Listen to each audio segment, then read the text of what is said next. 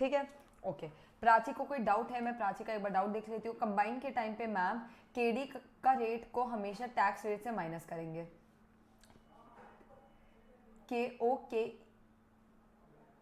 KD का rate को हमेशा टैक्स रेट से माइनस करेंगे, हमेशा बेटा। केडी हमेशा 1 माइनस टैक्स होगा बेटा, 1 माइनस इंटरेस्ट होगा। लेकिन कब? जब इंटरेस्ट दिया हो तो 1 माइनस टैक्स होगा। बट अगर डायरेक्टली आपको केडी दिया है तब अपन टैक्स माइनस नहीं करेंगे। अगर आपको डायरेक्टली केडी दिया है तब 1 माइनस टैक्स नहीं करेंगे। I hope this is clear. Okay, जितने भी लोग हैं प्लीज अपना कैमरा ऑन कर लो ताकि मैं आगे आराम से अच्छे से पढ़ा सकूं। मुझे कोई भी नहीं दिखता है तो मुझे कंफ्यूजन होता है कि भाई समझ आ भी रहा है कि नहीं। ओके बेटे, नेक्स्ट टॉपिक थोड़ा बड़ा टॉपिक, कैपिटल स्ट्रक्चर। थोड़ा बड़ा इसलिए क्योंकि इसमें 2-4 कॉन्सेप्ट है बच्चे, 2-4 कॉन्सेप्ट है बच्चे कैपिटल स्ट्रक्चर में। Capital structure decision, capital structure में भी हमको डिसीजन लेना पड़ता है। देखो बेटा, डिसीजन क्या, 2 मेन चीजें होती है कैपिटल स्ट्रक्चर में, डेट और इक्विटी।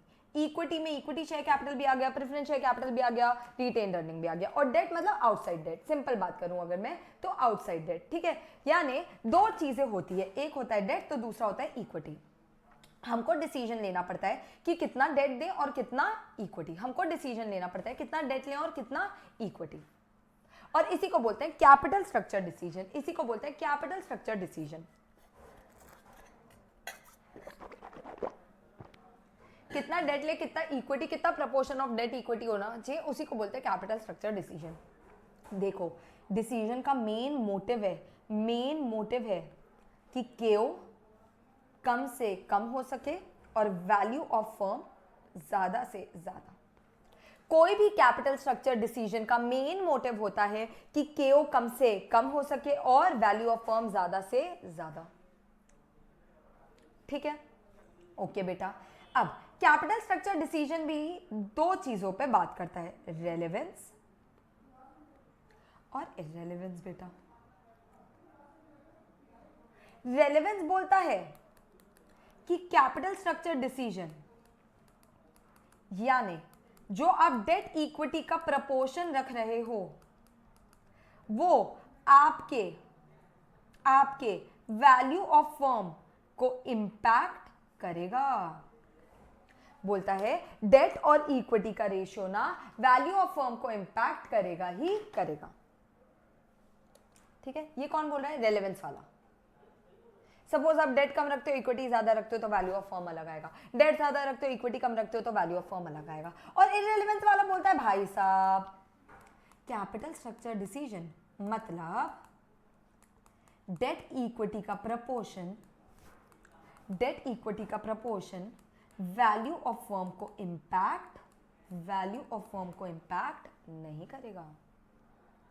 ये बोलता है डेट इक्विटी का रेशियो वैल्यू ऑफ फर्म को इंपैक्ट नहीं करेगा। क्यों? क्योंकि अगर डेट ज्यादा बढ़ा तो इक्विटी वालों की एक्सपेक्टेशन भी बढ़ जाएगी। अच्छा, डेट ज्यादा बढ़ा मतलब सस्ता, चीप, कैपिटल ज्यादा बढ़ा।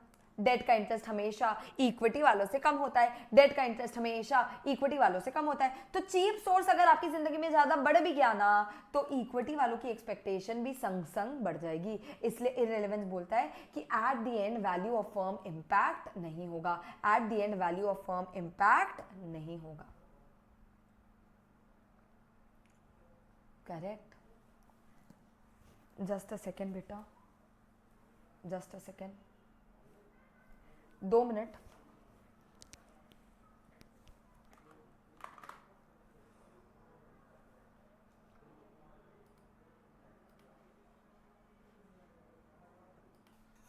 हेलो, हाँ जी, sorry, just a second, YouTube streaming का पता कर रही थी। हाँ जी बेटा, तो कैपिटल स्ट्रक्चर में भी 2 तरीके के रेलेवेंस इररेलेवेंस की बातें किया गया है। रेलेवेंस बोलता है कि कैपिटल स्ट्रक्चर डिसीजन का वैल्यू ऑफ फर्म में इंपैक्ट होगा, इररेलेवेंस बोलता है कैपिटल स्ट्रक्चर डिसीजन का वैल्यू ऑफ फर्म में इंपैक्ट नहीं होगा।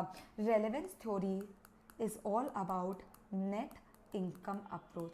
2 ही तो प्यारी प्यारी थ्योरी अपने पास, एक है एनआई अप्रोच तो दूसरी है net operating income approach. Net operating income approach, अगर रेलेवेंस की बात करें तो हम यूज करने वाले हैं नेट इनकम अप्रोच, इररेलेवेंस की बात करें तो हम यूज करने वाले हैं नेट ऑपरेटिंग इनकम अप्रोच, यानी NI और NOI। ठीक है, चलो इससे पहले एक सेकंड के लिए मैं इनकम स्टेटमेंट में आती हूँ, एक सेकंड के लिए मैं इनकम स्टेटमेंट में आती हूँ बेटा। इनकम स्टेटमेंट शुरू होगा अपना EBIT से। EBIT इसी को हम बोलते हैं NOI, इसी को हम क्या बोलते हैं नेट ऑपरेटिंग इनकम। EBIT को ही हम क्या बोलते हैं नेट ऑपरेटिंग इनकम। इससे मैं क्या माइनस करूंगी बेटा, इंटरेस्ट।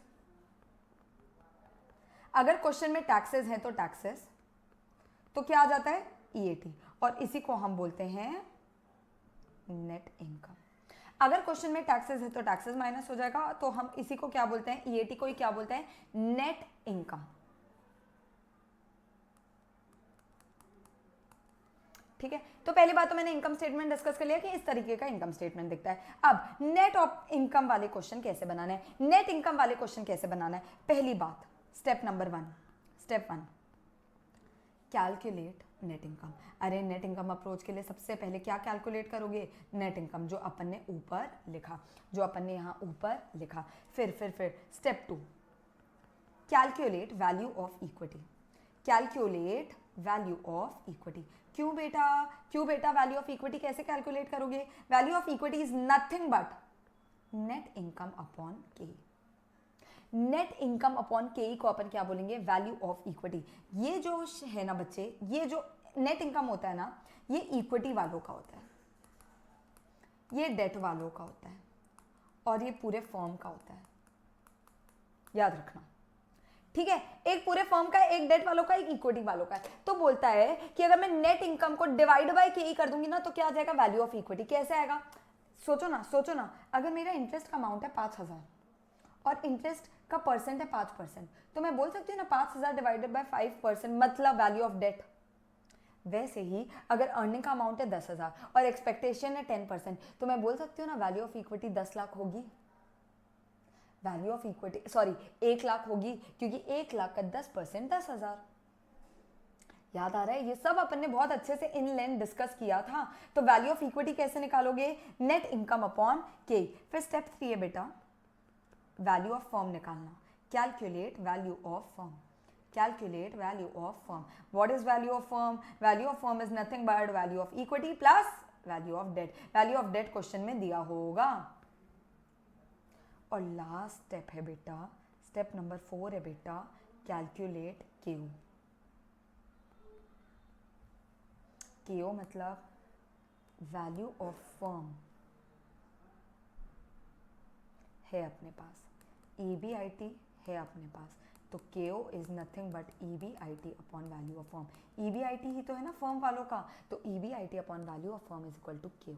तो यार madam net income approach use करना है, ये कैसे पता चलेगा, नेट इनकम अप्रोच यूज करना है ये पता चलेगा अगर आपके पास क्वेश्चन में KE दिया है तो नेट इनकम अप्रोच यूज करना है, क्योंकि KE दिया है तभी तो वैल्यू ऑफ इक्विटी निकाल पाओगे।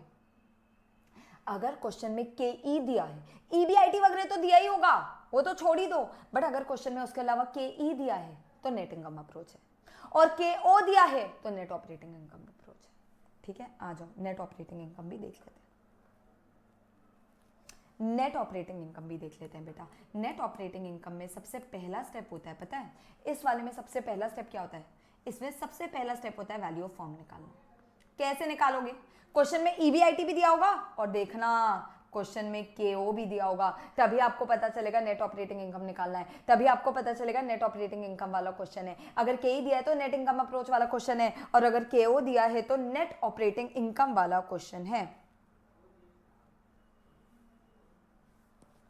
ठीक है क्या, ठीक है क्या। फिर बेटा आप पहले वैल्यू ऑफ फर्म निकालोगे। कैसे निकालोगे बेटा, value of firm is nothing but EBIT upon Q, EBIT upon Q। फिर स्टेप 2 में बेटा आप निकालोगे वैल्यू ऑफ इक्विटी। मैडम हम वैल्यू ऑफ इक्विटी कैसे निकालें, तो वैल्यू ऑफ इक्विटी मतलब फर्म की वैल्यू माइनस डेट की value. Value of debt plus equity firm है, तो फर्म माइनस डेट इक्विटी है। स्टेप 3, अब आप वापस NI कैलकुलेट करोगे। क्या कैलकुलेट करोगे?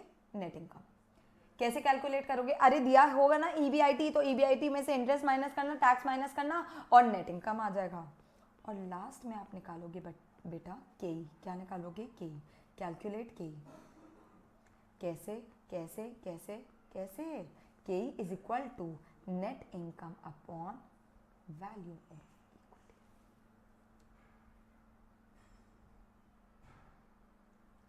ठीक है। कैपिटल स्ट्रक्चर में भी दो थ्योरीज है, एक रेलेवेंस तो दूसरा इररेलेवेंस। रेलेवेंस मतलब नेट इनकम अप्रोच, इररेलेवेंस मतलब नेट ऑपरेटिंग इनकम अप्रोच। अगर क्वेश्चन में KO दिया है तो मैं नेट ऑपरेटिंग इनकम करूंगी, और अगर क्वेश्चन में KE दिया है तो मैं नेट इनकम करूंगी। इससे भी एक अच्छा क्वेश्चन है, क्वेश्चन नंबर 6 जरूर देखने वाला क्वेश्चन है। क्वेश्चन नंबर 6 एक अच्छा क्वेश्चन है, NOI अप्रोच में जरूर से देख कर जाइएगा, जिसमें मिस्टर एक्स 2% शेयर्स होल्ड करता है, तो बताओ उसको कितना वैल्यू मिलेगा। ये वाला क्वेश्चन है, क्वेश्चन नंबर 6। बहुत प्यारा क्वेश्चन है, जरूर देख कर जाना। ठीक है, ओके बेटा। कैपिटल स्ट्रक्चर में 3 पार्ट है। कैपिटल स्ट्रक्चर डिसीजन, दूसरा पार्ट है बेटा, पहला पार्ट है कैपिटल स्ट्रक्चर डिसीजन, दूसरा पार्ट है बेटा इसी चैप्टर में लेवरेज, और तीसरा पार्ट है बेटा इसी चैप्टर में indifference point and financial break even point. Indifference point and financial break even point. अभी हमने कौन सा वाला पार्ट किया बेटा? अभी हमने सिर्फ और सिर्फ कैपिटल स्ट्रक्चर डिसीजन वाला पार्ट किया है। इसी का दूसरा पार्ट है लेवरेज, और इसी का दूसरा पार्ट है indifference point and financial break even point. तो आपको समझ आ रहा है ये चैप्टर इंपॉर्टेंट तो है। हालांकि financial break even point, indifference point में बहुत क्वेश्चंस आज तक नहीं पूछे गए हैं, बट इंपॉर्टेंट है ये चैप्टर, और ये तो इंपॉर्टेंट है ही है। क्लियर क्लियर, ओके बेटा। आ जाओ लेवरेजेस पे, आ जाओ लेवरेजेस पे।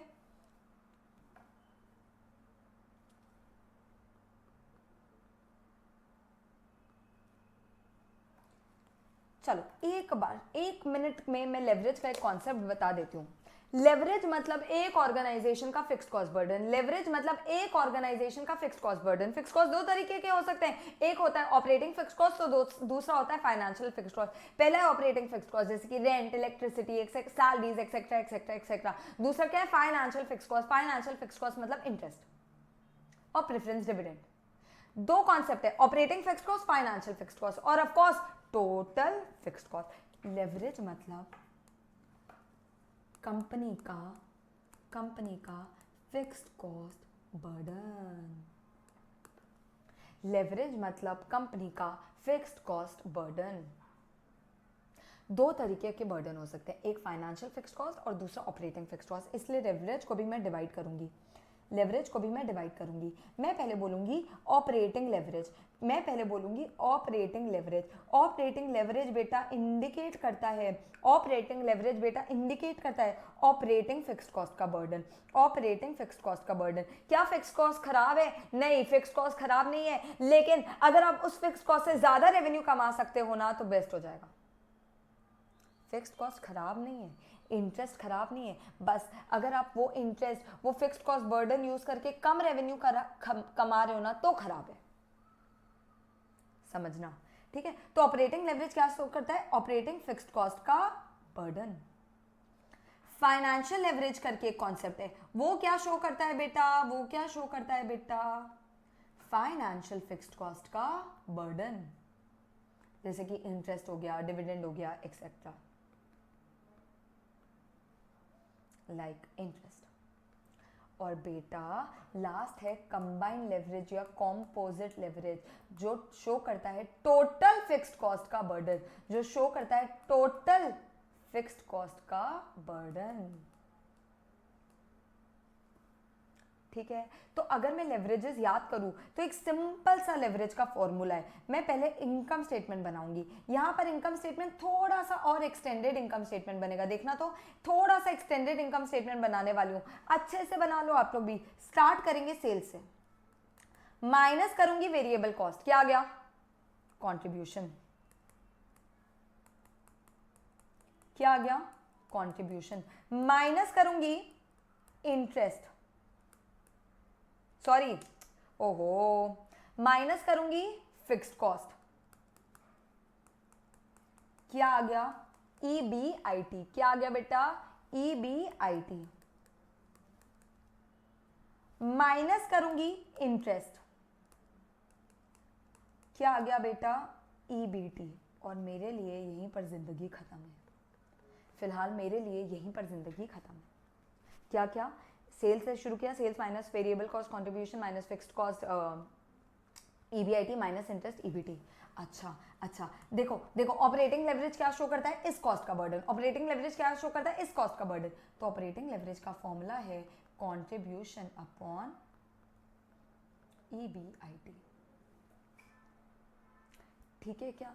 इंटरेस्ट कॉस्ट का बर्डन कौन शो करता है, फाइनेंशियल लेवरेज, तो उसका फॉर्मूला है बेटा EBIT अपॉन EBT, और दोनों का मिलाकर कौन शो करता है बेटा, कंबाइंड लेवरेज, तो उसका फॉर्मूला है बेटा कंट्रीब्यूशन अपॉन EBT, या CL is equal to OL into FL, CL is equal to OL into FL। देखो एकदम इनकम स्टेटमेंट याद कर लो और आपको फॉर्मूलाज याद आ जाएंगे, contribution upon EBIT, EBIT upon EBT, या contribution upon EBT। OL show करता है contribution upon EBIT, FL show करता है EBIT अपॉन EBT, और CL शो करता है कंट्रीब्यूशन अपॉन EBT। याद आ गया, याद आ गया, ओके। थोड़ा सा लिखवाऊंगी नहीं ये सारी चीजें, बट थोड़ा सा याद करना कि OL FL CL होता क्या है।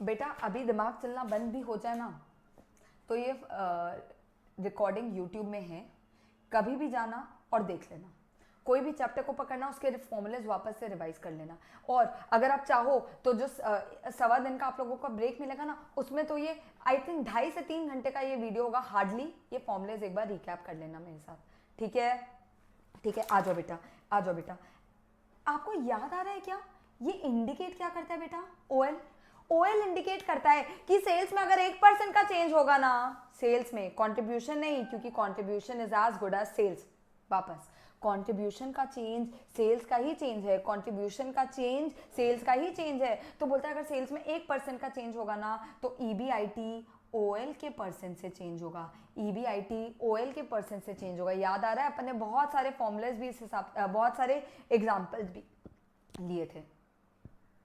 सेल्स 1% से चेंज होगा तो EBIT OL के परसेंट से चेंज होगा, EBIT 1% से चेंज होगा तो EBT FL के परसेंट से चेंज होगा।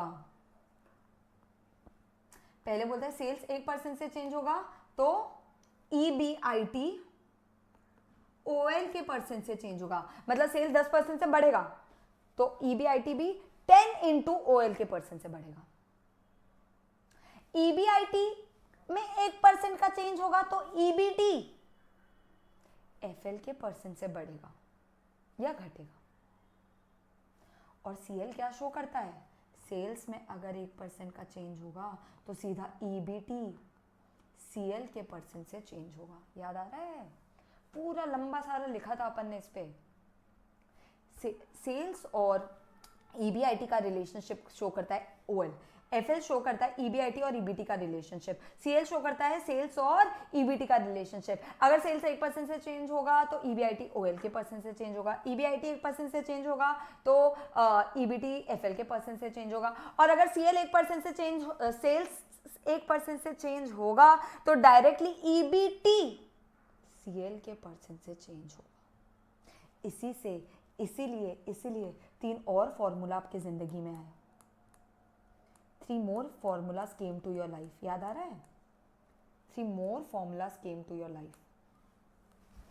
OL का वैसे क्या है बेटा फॉर्मूला, OL का वैसे फॉर्मूला क्या है, क्वांटिटी अपॉन EBIT, तो उसी को मैं उल्टा कर दूंगी, percent change in EBIT upon percent change in contribution, और कंट्रीब्यूशन को ही मैं क्या बोल रही हूँ, sales. Percent change in EBIT upon percentage change in sales, क्योंकि सेल्स का परसेंट, वेरिएबल कॉस्ट का परसेंट और कंट्रीब्यूशन का परसेंट तीनों सेम तरीके से चेंज होते हैं, तीनों सेम तरीके से चेंज होते हैं, ठीक है। F L EBIT upon EBT, तो इसको भी उल्टा कर देते हैं। परसेंट चेंज इन EBIT नीचे आ गया, और यहाँ ऊपर आ गया percent change in EBT, which will be equal to EAT, which will be equal to EPS। ये भी क्लास में पढ़े हैं अच्छे से कि EBT का चेंज ही EAT का चेंज है, EAT का चेंज ही EPS का चेंज है। यानी मैं बोल सकती हूँ percentage change in EAT EBT EPS divided by percentage change in EBIT, और लास्ट में आ गया CL।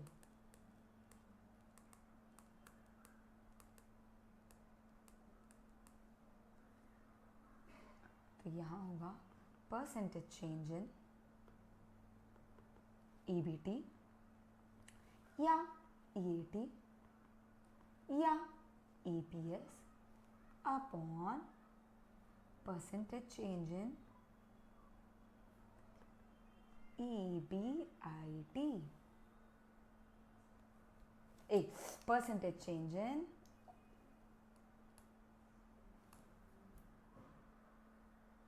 एकदम उल्टा है बेटा, बस हाँ कंट्रीब्यूशन को सेल्स बोल दिया, EBT को EAT और EPS भी बोल दिया, that's it।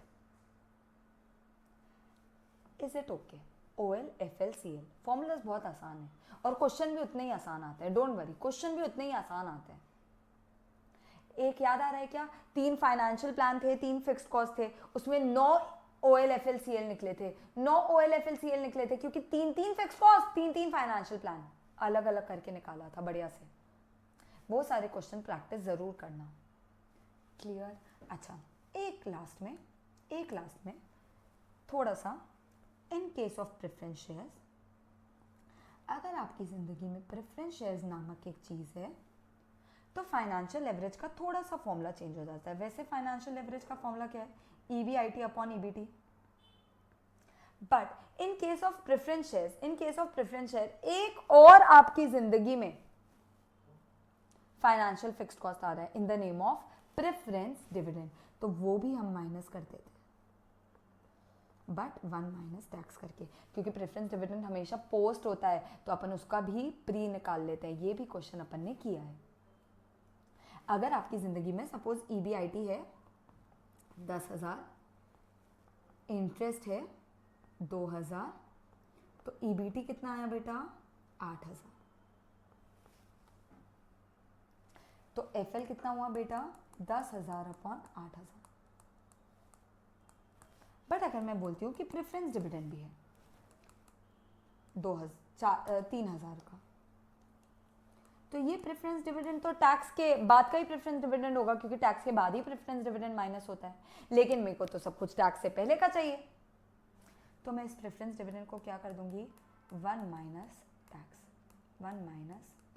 सपोज टैक्स है 50%, तो मैं इसको कर दूंगी 6,000, और यहाँ से 6,000 और माइनस करके EBT से 6,000 और माइनस करके फिर फाइनेंशियल लेवरेज निकालूंगी, क्योंकि अब मेरा खर्चा सिर्फ ये नहीं है 2,000 का, मेरा खर्चा 6,000 का और है, मेरा खर्चा 8,000 का है।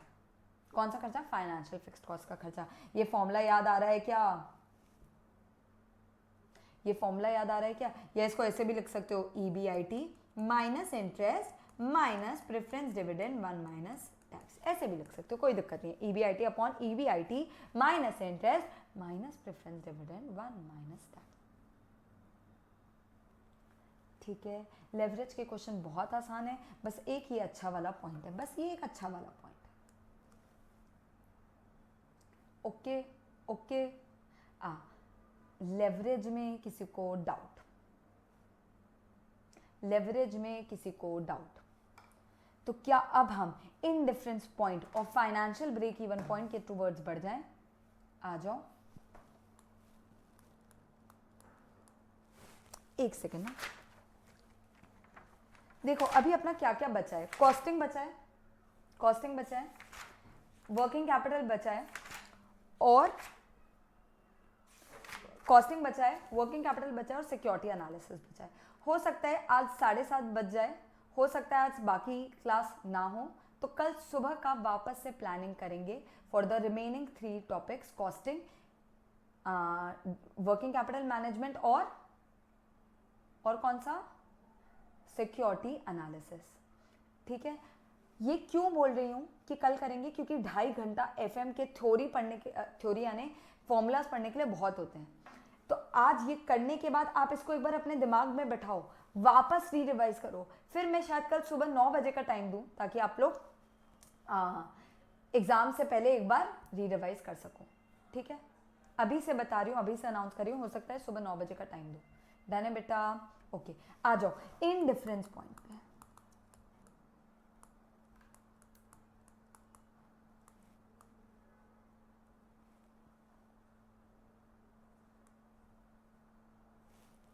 बेटा इन डिफरेंस पॉइंट मतलब वो लेवल ऑफ ईबीआईटी, देखो वो level of EBIT where you are indifferent between two financial plans. आपको 2 फाइनेंशियल प्लान्स देगा कि इसमें डेट इतना है, प्रेफरेंस शेयर इतना है, इक्विटी इतना है। ठीक है, 2 प्लान देगा आप लोगों को और बोलेगा बताना तो ये प्लान कब सेम है, ये प्लान कब सेम है, मतलब you are indifferent between 2 financial plans. और आप बेटा इनडिफरेंट कब होगे, आप 2 प्लान्स के बीच इनडिफरेंट कब होगे, जब आपका ईपीएस प्लान नंबर 1 का ईपीएस प्लान नंबर 2 से सेम होगा। अच्छा, इनडिफरेंस पॉइंट में हमको निकालना क्या है, ईबीआईटी। हमको निकालना क्या है, ईबीआईटी। कहां, जहां ईपीएस सेम है, कहां, जहां ईपीएस सेम है। तो इक्वेट कर देंगे बेटा, इक्वेट कर देंगे बेटा। देखो तो, देखो तो, EBIT minus interest of plan number 1, tax तो हमेशा सेम ही होता है, minus preference dividend of plan number 1 divided by number of shares of plan number 1। ये क्या किया, ईबीआईटी में से इंटरेस्ट माइनस किया, उससे टैक्स माइनस किया, उससे प्रेफरेंस डिविडेंड माइनस किया, divided by number of share किया, मतलब मैंने ईपीएस निकाल लिया बेटा। ईबीआईटी में से इंटरेस्ट माइनस करना, उससे टैक्स माइनस करना, उससे प्रेफरेंस डिविडेंड माइनस करना, नंबर ऑफ शेयर से डिवाइड करना, इसका मतलब बेटा मैंने फाइनेंशियल प्लान का ईपीएस निकाल लिया है। उसको मैं इक्वेट कर दूंगी, उसको मैं इक्वेट कर दूंगी फाइनेंशियल प्लान 2 के ईपीएस से, क्योंकि वो तो सेम है ना बेटा, वो तो सेम है ना, ईपीएस 1 और 2 सेम है ना। कब, इनडिफरेंट पॉइंट पे। कब, इनडिफरेंट पॉइंट पे। हमको निकालना क्या है, इनडिफरेंट पॉइंट। अब यहां मैं इक्वेट कर दूंगी EBIT minus interest 1 minus tax minus preference dividend of plan 2 upon number of shares of plan 2। बेटा फिर ये सॉल्व करेंगे, ये सॉल्व करेंगे और उससे क्या आएगा आपको एट द एंड, ईबीआईटी। आपको क्या आ जाएगा, इन डिफरेंस पॉइंट। आपको क्या आ जाएगा, ईबीआईटी का वो लेवल जहां पर ईपीएस सेम है। इसके भी 3-4 क्वेश्चन अपन ने इजीली बनाए हैं, याद आ रहा है। Last concept financial break even point. Last concept बेटा, फाइनेंशियल ब्रेक इवन पॉइंट। बेटा फाइनेंशियल ब्रेक इवन पॉइंट, बेटा फाइनेंशियल ब्रेक इवन पॉइंट भी ईबीआईटी का ही लेवल है। किसका लेवल है, ईबीआईटी का ही लेवल है। वो ईबीआईटी का लेवल जहां ईपीएस इज इक्वल टू 0। एक सेकेंड, इनडिफरेंस पॉइंट क्या था मैडम फिर, 2 फाइनेंशियल प्लान जहां ईपीएस सेम है, 2 फाइनेंशियल प्लान जहां ईपीएस सेम है। ईपीएस क्या था मैडम, 2 फाइनेंशियल प्लान जहां ईपीएस सेम है। और फाइनेंशियल ब्रेक इवन पॉइंट क्या है मैडम, वो ईबीआईटी का लेवल जहां ईपीएस 0 है। अच्छा ईपीएस 0 है मैडम, यानी ईबीआईटी माइनस, देखना क्या करूं, minus interest 1 minus tax minus preference dividend divided by number of shares. यही ईपीएस है, यही ईपीएस है। ईबीआईटी में से इंटरेस्ट माइनस की, उससे टैक्स माइनस की, उससे प्रेफरेंस डिविडेंड माइनस की, divided by number of shares की, यही ईपीएस है। वो क्या है, 0। यानी देखो तो मैं क्या कर रही हूँ, EBIT minus interest 1 minus tax minus preference dividend 0 है। ये इधर कर भी दूंगी मल्टीप्लाई तो कुछ होना नहीं है। यानी EBIT minus interest is equal to preference dividend, पहले उधर गया, हाँ, पहले मैं ये उठाकर इधर लेकर आई और फिर ये उठाकर इधर लेकर आई, 1 माइनस टैक्स, और फिर EBIT का फॉर्मूला बन जाता है interest plus preference dividend 1 minus. यही तो है फाइनेंशियल ब्रेक इवन पॉइंट का फॉर्मूला, यही तो है फाइनेंशियल ब्रेक इवन पॉइंट का फॉर्मूला, यही तो है फाइनेंशियल ब्रेक इवन पॉइंट का फॉर्मूला। अगर प्लान में सिर्फ इक्विटी है, प्लान में सिर्फ इक्विटी है, तो EBIT 0 होगा, तो EPS भी 0 होगा। अगर सिर्फ इक्विटी है तो EBIT 0 है, क्योंकि इंटरेस्ट नहीं है, टैक्स नहीं है, प्रेफरेंस डिविडेंड नहीं है। अगर डेट और इक्विटी है, डेट प्लस इक्विटी है, तो फाइनेंशियल ब्रेक इवन पॉइंट क्या होगा? इंटरेस्ट। अगर debt preference share plus equity है, तो फाइनेंशियल ब्रेक इवन पॉइंट क्या होगा? Preference dividend 1 minus tax. और अगर सब है तो फाइनेंशियल ब्रेक इवन पॉइंट का ये फॉर्मूला है। बहुत आसान, बहुत आसान, बस फॉर्मूला याद रखना है, दैट्स इट। बस फॉर्मूला याद रखना है, दैट्स इट। सारे पॉइंट्स याद आए क्या? We started with time value of money, capital budgeting, dividend decision, cost of capital, capital structure. अच्छा, अब क्या बचा है? कॉस्टिंग, वर्किंग, कॉस्टिंग मतलब operational decisions to financial management, वो जो चैप्टर है, फिर वर्किंग कैपिटल और सिक्योरिटी एनालिसिस। मेन अब एक्चुअली मैं बोलूँ ना तो वर्किंग कैपिटल बचा है, बाकी सब आसान है। अगर अब मैं मेन बोलूँ ना तो वर्किंग कैपिटल बचा है, बाकी सब आसान है। क्लियर है? ये अपन पार्ट 2 में टेकअप करेंगे कल, ठीक है? ऑल द बेस्ट बच्चा लोग, I hope this was helpful. आज आपको स्कैन्ड कॉपी, इस मेरे नोट्स की स्कैन्ड कॉपी आप लोगों को मिल जाएगी। डन? हाँ जी प्राची, बताइए बताइए प्राची, और कोई डाउट है किसी को? और कोई डाउट है किसी को? EVA और MVA, इस पे भी एक बार बड़ा वाला क्वेश्चन इस पे भी पूछा गया था। Just a second.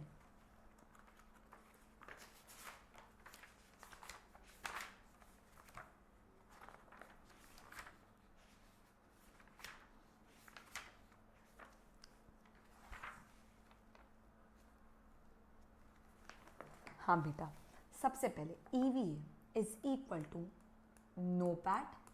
NOPAT क्या होता है? 2 मिनट में बताती हूँ। NOPAT minus capital employed into Q, minus capital employed into Q, NOPAT minus capital employed into Q। Economic value added का मतलब होता है net operating profit after tax. What is NOPAT? What is NOPAT? NOPAT मतलब EBIT से आप interest minus करते हो ना जब, तो EBT आता है। उससे जब टैक्स माइनस करते हो ना तो EAT आता है, और जब EAT में आप इंटरेस्ट वापस ऐड बैक कर देते हो ना तो NOPAT आता है। NOPAT मतलब operating profit after taxes. Operating profit after taxes, actually operating profit क्या है? EBIT, बट बोलते हैं आफ्टर टैक्सेस, तो पहले इंटरेस्ट माइनस करना पड़ेगा ताकि टैक्स का अमाउंट सही से आ सके, तो हम क्या करते हैं? NOPAT में से पहले इंटरेस्ट माइनस करते हैं, EBIT में से पहले इंटरेस्ट माइनस करते हैं, फिर टैक्स माइनस करते हैं, फिर इंटरेस्ट ऐड कर देते हैं। यानी अगर सिंपल टर्म्स में बोलूँ तो EAT plus interest is NOPAT, not net operating profit after tax. Capital employed तो अपन को पता ही है, सारा इक्विटी प्लस सारा debt, equity share capital, preference share capital, retained earning plus debt. तो फॉर्मूला है NOPAT minus capital employed into Q, NOPAT minus capital employed into Q। अब मार्केट वैल्यू एडेड पे आते हैं। मार्केट वैल्यू एडेड का बेटा formula है market value of equity minus book value of equity. यहां लिखती हूं, मार्केट वैल्यू एडेड का फॉर्मूला है market value of equity minus book value of equity plus market value of debt minus book value of debt. कई बार debt का market value और book value same रहता है तो वो तो जीरो हो गया, but market value of equity मतलब number of equity shares into market price पर शेयर, और बुक वैल्यू ऑफ इक्विटी में दोनों लेंगे, इक्विटी शेयर कैपिटल भी लेंगे और रिटेन अर्निंग भी लेंगे। बस ये अच्छा पॉइंट है, दैट्स इट। ईवीए मतलब NOPAT minus capital employed into Q, और एमवीए मतलब market value of equity minus book value of equity plus market value of debt minus book value of that. यानी वैल्यू एडिशन, मार्केट का value addition क्या है, market का value addition क्या है। Done. यहां अपना पूरा कैपिटल स्ट्रक्चर कंप्लीट होता है। किसी को भी डाउट, किसी को भी डाउट बेटा? सबको क्लियर है? ओके, चलो ऑल द बेस्ट। कल वापस मिलेंगे, टेलीग्राम में अपडेट दूंगी, प्लीज अपडेटेड रहना। Okay bye. आवाज आ रही है ना? हाँ जी, तो अपन शुरू करने वाले हैं अब चैप्टर नंबर 10 से कॉस्टिंग। कॉस्टिंग बच्चे ऐसा चैप्टर है जो आप लोगों में पूरे सिलेबस में नहीं है, लेकिन 5 मार्क का क्वेश्चन आने के फुल चांसेस हैं, इंपॉर्टेंट है। अपना बेस कॉस्टिंग का होता है सेल्स, इनकम स्टेटमेंट। अपना बेस कॉस्टिंग का होता है इनकम स्टेटमेंट। इनकम स्टेटमेंट की बच्चे शुरुआत होती है सेल्स से, ठीक है। सेल्स मतलब क्या, sales quantity into selling price per unit. फिर आता है बेटा वेरिएबल कॉस्ट। वेरिएबल कॉस्ट भी ना सेल्स क्वांटिटी पे ही निकलता है, और इसका फॉर्मूला है वेरिएबल कॉस्ट पर यूनिट। बेटा वेरिएबल कॉस्ट वो चीज़ है विच changes with the level of activity. जैसे कि बुक्स का खर्चा चेंज होता है मेरी लेवल ऑफ स्टूडेंट से, बुक्स का खर्चा चेंज होता है मेरी लेवल ऑफ बुक्स से, स्टूडेंट से। तो वेरिएबल कॉस्ट वो चीज़ है विच changes with the level of activity, ठीक है भाई। तो बच्चे सोचो, मैं एक स्टूडेंट का अगर ये निकालूं कि वो मेरी ज़िंदगी में कितना कंट्रीब्यूट कर रहा है, तो मैं क्या करूँगी, उसका सेल्स लूँगी और उसका वेरिएबल कॉस्ट लूँगी। तो उससे मुझे क्या आ जाएगा कि भाई वो मेरी ज़िंदगी में, वो प्रोडक्ट मेरी ज़िंदगी में क्या कॉन्ट्रीब्यूशन रखता है। इसका फॉर्मूला एक तरीके से क्या हो गया, sales quantity into SPU minus PCU, ऐसा बोल सकती हूँ क्या। सेलिंग प्राइस पर यूनिट में से variable cost per unit minus कर दिया, उसको सेल्स क्वांटिटी से इनटू कर दिया, तो कंट्रीब्यूशन आ गया। या मैं ये बोल सकती हूँ कि sales quantity is into contribution per unit. यानी कंट्रीब्यूशन पर यूनिट कुछ नहीं है, selling price per unit minus variable cost per unit है। Selling price per unit minus variable cost per unit है, क्योंकि बेटा ये तो सेम रहेगा, ठीक है। Sales minus variable cost is equal to contribution. फिर आते हैं बच्चे फिक्स्ड कॉस्ट पे। अच्छा, तो मैडम फिक्स्ड कॉस्ट क्या है? मैडम फिक्स्ड कॉस्ट वो चीज है विच doesn't change with level of activity, जो चेंज नहीं होता विथ लेवल ऑफ एक्टिविटी। ये चेंज नहीं होता विथ लेवल ऑफ एक्टिविटी। इसका मतलब है कि सपोज मेरे बिल्डिंग के रेंट का खर्चा, अब 10 स्टूडेंट हो या 100 स्टूडेंट हो, मुझे उस रेंट का खर्चा लगना है, मतलब that is a fixed cost. और बेटा सेल्स से वेरिएबल कॉस्ट और फिक्स्ड कॉस्ट दोनों माइनस करने के बाद पता है क्या आता है, प्रॉफिट।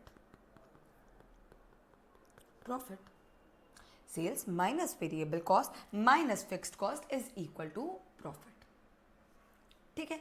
तो चलो एक काम करते हैं, कोई भी फॉर्मूला पढ़ने से पहले मैं सेल्स को डिवाइड करती हूँ। क्या मैं सेल्स को डिवाइड कर सकती हूँ? मैं सेल्स को इस तरीके से डिवाइड करती हूँ। सेल्स का एक हिस्सा मीट करने पे चले जाता है वेरिएबल कॉस्ट। सेल्स का एक हिस्सा तो वेरिएबल कॉस्ट मीट करने में चले जाता है, और दूसरा हिस्सा होता है अपना कंट्रीब्यूशन। सेल्स का एक हिस्सा वेरिएबल कॉस्ट मीट करने में चले जाता है, तो बाकी बचा क्या, कंट्रीब्यूशन। यानी variable cost plus contribution is equal to sales. Okay, अच्छा variable cost as a percent of sales बता सकते हो क्या? हाँ बता सकते हैं ma'am. Variable cost upon sales into 100। तो मैंने पूछा अच्छा तो कंट्रीब्यूशन का भी परसेंट निकाल सकते हैं क्या? सपोज सेल्स है 100, वेरिएबल कॉस्ट है 55, तो मैं बोलूँगी मैम 55% वेरिएबल कॉस्ट है और बाकी बचा 45% क्या है, कंट्रीब्यूशन। और इसी को बोलते हैं पीवी रेशियो, इसी को बोलते हैं PV ratio, profit volume ratio. PV ratio is equal to contribution upon sales into 100, contribution upon sales into 100। Ma'am PV ratio क्या है? Ma'am PV ratio is nothing but variable cost as a percent of sales का उल्टा, यानी PV ratio is nothing but 1 minus variable cost as a percent of sales. यानी अगर variable cost as a percent of sales 40% है तो ये 60 होगा, ये 60 है तो ये 40 होगा, यानी ये एक दूसरे के उल्टे चलते हैं। ओके मैम, सेल्स का दो ही हिस्सा है, वेरिएबल कॉस्ट और कंट्रीब्यूशन, ठीक है मैम। अच्छा मैम, तो ये भी लिख सकती हूँ ना कि variable cost as a percent of sales is nothing but 1 minus PVR, is nothing but 1 minus PVR, दोनों एक दूसरे के उल्टे हैं ना मैम, तो ये भी लिख सकती हूँ। हाँ लिख सकते हो। सेल्स का दो हिस्सा कर लिया, वेरिएबल कॉस्ट कंट्रीब्यूशन, और उसी में खेलते रहे। एक है variable cost as a percent of sales, दूसरा है contribution as a percent of sales. Contribution as a percent of sales को ही अपन पीवी रेशियो बोलते हैं। ओके चलो मैम, कंट्रीब्यूशन से थोड़ा एक स्टेप नीचे उतरते हैं। कंट्रीब्यूशन के भी दो हिस्से हैं, पहला है फिक्स्ड कॉस्ट तो दूसरा है प्रॉफिट। पहला है फिक्स्ड कॉस्ट तो दूसरा है प्रॉफिट। ये 5 लाइन आइटम्स में आपका कॉन्सेप्ट खत्म। सेल्स के दो हिस्से किए वेरिएबल कंट्रीब्यूशन, कंट्रीब्यूशन के दो हिस्से किए fixed cost profit. Fixed cost के अलावा बचा हुआ चीज प्रॉफिट, या प्रॉफिट के अलावा होता है फिक्स्ड कॉस्ट। अंडरस्टूड, ठीक है। इसी फिक्स्ड कॉस्ट के बेसिस में अगर आप लोग को याद आ रहा होगा, हम ब्रेक इवन पॉइंट निकालते हैं कि भाई कंट्रीब्यूशन का फिक्स्ड कॉस्ट तक का हिस्सा तो ब्रेक इवन करने में निकल जाता है, कंट्रीब्यूशन का फिक्स्ड कॉस्ट तक का हिस्सा वापस कंट्रीब्यूशन का फिक्स्ड कॉस्ट तक का हिस्सा तो ब्रेक इवन करने में निकल जाता है, और बाकी बचा क्या ma'am? Margin of safety. Ma'am margin of safety, बाकी बचा क्या मैम? Margin of safety. अगर कंट्रीब्यूशन की बात करूं तो कंट्रीब्यूशन के भी दो हिस्से हैं। कंट्रीब्यूशन के क्या दो हिस्से हैं मैम? फिक्स्ड कॉस्ट और प्रॉफिट। फिक्स्ड कॉस्ट तक हम ब्रेक इवन करते हैं, नो प्रॉफिट नो लॉस करते हैं, और उसके बाद का बचा हुआ प्रॉफिट से ही हम क्या निकालते हैं मैम? Margin of safety. ठीक है भाई, ओके। तो अब मैं आती हूँ थोड़ा सा फॉर्मूला में, क्या क्या अपन फॉर्मूला पढ़ चुके हैं, क्या क्या फॉर्मूला अपन पढ़ चुके हैं? Variable cost as a percent of sales पढ़ लिया, पीवी रेशियो पढ़ लिया। हम ये पढ़ लिया कि पीवी रेशियो का उल्टा ही variable cost as a percent of sale है, वेरिएबल कॉस्ट का उल्टा ही पीवी रेशियो है। हमने ये पढ़ लिया कि सेल्स में से वेरिएबल कॉस्ट माइनस करेंगे कंट्रीब्यूशन आएगा, उसमें से फिक्स्ड कॉस्ट माइनस करेंगे प्रॉफिट आएगा। ये सब पढ़ लिया मैम। अब हम पढ़ेंगे ma'am break even point and desired sales का concept. Break even point and desired sales का कॉन्सेप्ट। बेटा what is break even point? Break even point मतलब नो प्रॉफिट नो लॉस, वो पॉइंट जहाँ पर ना आपको प्रॉफिट हो रहा है ना लॉस हो रहा है, मतलब कहीं ना कहीं sales is exactly equal to variable cost plus fixed cost. Sales is exactly equal to variable cost plus fixed cost, तभी तो नो प्रॉफिट नो लॉस है। Sales is equal to costing, यानी sales minus variable cost is equal to fixed cost. यानी कहीं ना कहीं बोल सकती हूँ क्या कंट्रीब्यूशन का पूरा हिस्सा किस में जा रहा है बेटा? फिक्स्ड कॉस्ट में। कंट्रीब्यूशन का पूरा हिस्सा किस में जा रहा है बेटा? फिक्स्ड कॉस्ट में। Correct, okay madam. कंट्रीब्यूशन को लिखने के दो तरीके हैं, या तो आप इसको लिख सकते हो sales into PVR. Ma'am what is PVR? PVR is contribution का परसेंट, तो सेल्स को इंटू कंट्रीब्यूशन परसेंट करूंगी तो कंट्रीब्यूशन आ जाएगा। सेल्स के वैल्यू में इंटू 10 लाख की सेल है, कंट्रीब्यूशन 40% है तो 4 लाख का कंट्रीब्यूशन है मैम, सिंपल। तो सेल्स इंटू पीवी रेशियो करूंगी तो कंट्रीब्यूशन आ जाएगा। या अगर मेरे को क्वांटिटी में निकालना है तो सेल्स क्वांटिटी इंटू सीपीयू करूंगी तो फिक्स्ड कॉस्ट आ जाएगा। तो मैंने बोला मैम यही से तो निकलता है अपना formula, break even point break even point in terms of value is nothing but fixed cost upon PVR. Upon PVR क्या किया मैंने, इसको इधर ले गई, इसको इधर ले गई, बस। तो क्या निकल गया, ये निकल गया। सेल्स कौन सा, ब्रेक इवन वाला सेल्स, ब्रेक इवन वाला सेल्स। और दूसरा बोलता है अच्छा देखो यूनिट्स में निकालना है ना, तो ये ले, is equal to fixed cost upon CPU, बस, फिक्स्ड कॉस्ट अपॉन सीपीयू। तो तेरा वैल्यू टर्म्स में भी निकल जाएगा बेटा और यूनिट टर्म्स में भी निकल जाएगा। ओके तो कंट्रीब्यूशन का फिक्स्ड कॉस्ट तक का हिस्सा ब्रेक इवन करने में चले जाता है। Contribution is equal to fixed cost मतलब break even, contribution is equal to fixed cost मतलब ब्रेक इवन। बट हमें क्या निकालना है, सेल्स का वो वैल्यू जहां हम ब्रेक इवन हो रहे हैं, सेल्स का वो वैल्यू जहां हम ब्रेक इवन हो रहे हैं, इसलिए हमने सब कुछ सेल्स पर्सपेक्टिव से निकाल लिया। डन, याद आ गया। Break even point in terms of value is equal to fixed cost upon PVR, break even point in terms of unit is equal to fixed cost upon CP. याद आ गया, okay आ जाओ। अब है कॉन्सेप्ट ऑफ ये लिख लिया बेटा। अब है कॉन्सेप्ट ऑफ डिजायर्ड प्रॉफिट। और कल मैंने आप लोगों को मेरे हैंड रिटन नोट भी भेज दिए थे, तो आप लोग को देखा होगा कि एग्जैक्टली जो फ्लो से मैंने पढ़ाया है उसी फ्लो से वो सारे हैंड रिटन नोट्स हैं। बस आप लोग खुद के नोट्स बनाओगे तो ज़्यादा हेल्पफुल होता है, अदरवाइज वो हैंड रिटन नोट्स एग्जैक्टली वो फॉर्मेट है जिस फॉर्मेट में मैंने कल पढ़ाया है। आ जाओ बेटा, डिजायर्ड प्रॉफिट। अच्छा मैडम देखो, डिजायर्ड प्रॉफिट मतलब सपोज 10,000 की फिक्स्ड कॉस्ट है और मैं इसमें प्रॉफिट चाहती हूँ 5,000 की। तो बेटा फिक्स्ड कॉस्ट है, प्रॉफिट है, मतलब कहीं ना कहीं कंट्रीब्यूशन क्या होना चाहिए, 15,000। करेक्ट। अब हमें क्या निकालना है कि बताओ कौन से सेल्स पे, क्वेश्चन मार्क, कौन से सेल्स पे आप ये प्रॉफिट कमाओगे। आपको क्वेश्चन कैसे पूछेगा, बताना। तो अगर मैं चाहती हूँ कि 5,000 का प्रॉफिट कमाऊँ तो what should be the sales value. तो आपको क्वेश्चन में फिक्स्ड कॉस्ट भी दिया होगा, डिजायर्ड प्रॉफिट है 5,000, मतलब कहीं ना कहीं मैं कितना कंट्रीब्यूशन कमाना चाहती हूँ, 15,000। Of course fixed cost plus profit. और आपको दिया होगा पीवी रेशियो या सीपीयू। सपोज पीवी रेशियो दिया है 25%, तो क्या आपसे सेल्स निकल जाएगा। हाँ, sales is nothing but contribution upon PV ratio. Sales is nothing but contribution upon PV ratio. Contribution का ही तो परसेंट है, क्योंकि sales into PVR is equal to contribution. तो sales is equal to contribution upon PVR. तो इससे ये formula निकल गया, इससे ये फॉर्मूला निकल गया कि भाई ठीक है ना, अब आपको ब्रेक इवन नहीं करना ना, अब आपको कुछ प्रॉफिट भी चाहिए ना, तो वो प्रॉफिट भी ऐड कर दो। आपको कुछ प्रॉफिट भी चाहिए ना, तो वो प्रॉफिट भी ऐड कर दो। Sales is equal to fixed cost plus desired profit, जो भी प्रॉफिट आपको चाहिए, divided by PVR,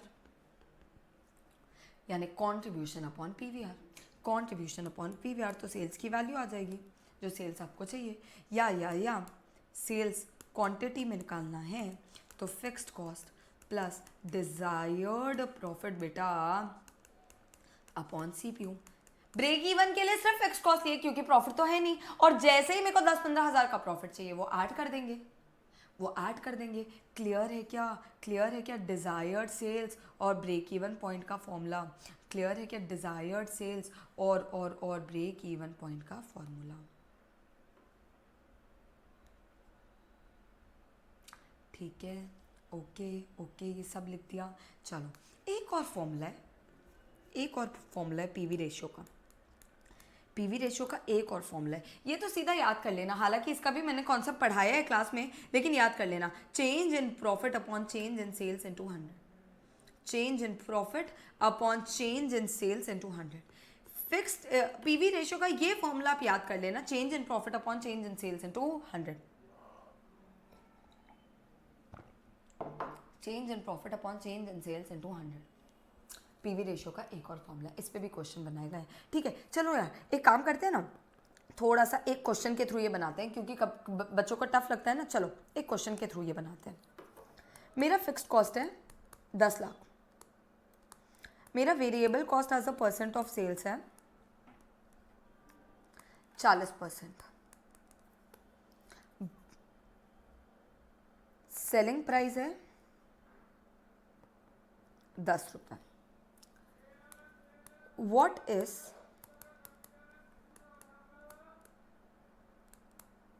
break even point? बोलता है भाई ब्रेक इवन पॉइंट बताना। ओके बता देंगे।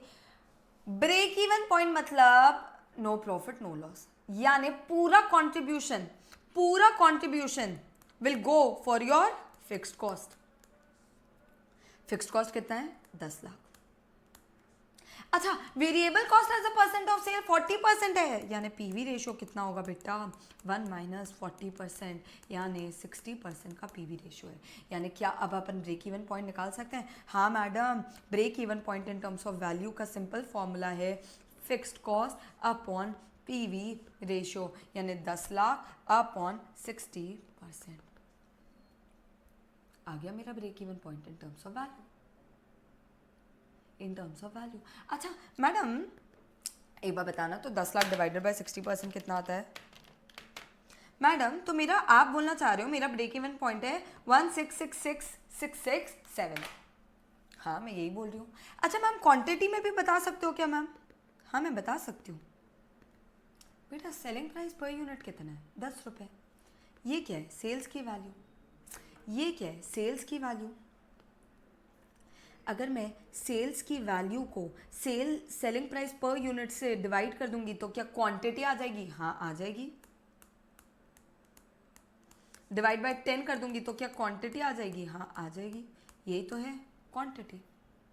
अगर ये सेल्स की वैल्यू है तो ये क्वांटिटी है, क्योंकि 10 रुपए का सेलिंग प्राइस पर यूनिट है। ठीक है बेटा, ओके चलो आगे बढ़े। क्या अपन break even point, desired profit, ये सबसे कंफर्टेबल हो गए? डिजायर्ड प्रॉफिट का भी फॉर्मूला सेम ही है, बस क्या कर रहे हो? Fixed cost plus desired profit कर रहे हो, क्योंकि कंट्रीब्यूशन में अब सिर्फ फिक्स्ड कॉस्ट नहीं है, उसके संग संग डिजायर्ड प्रॉफिट भी है। आ जाओ, अब आते हैं मार्जिन ऑफ सेफ्टी के कॉन्सेप्ट में।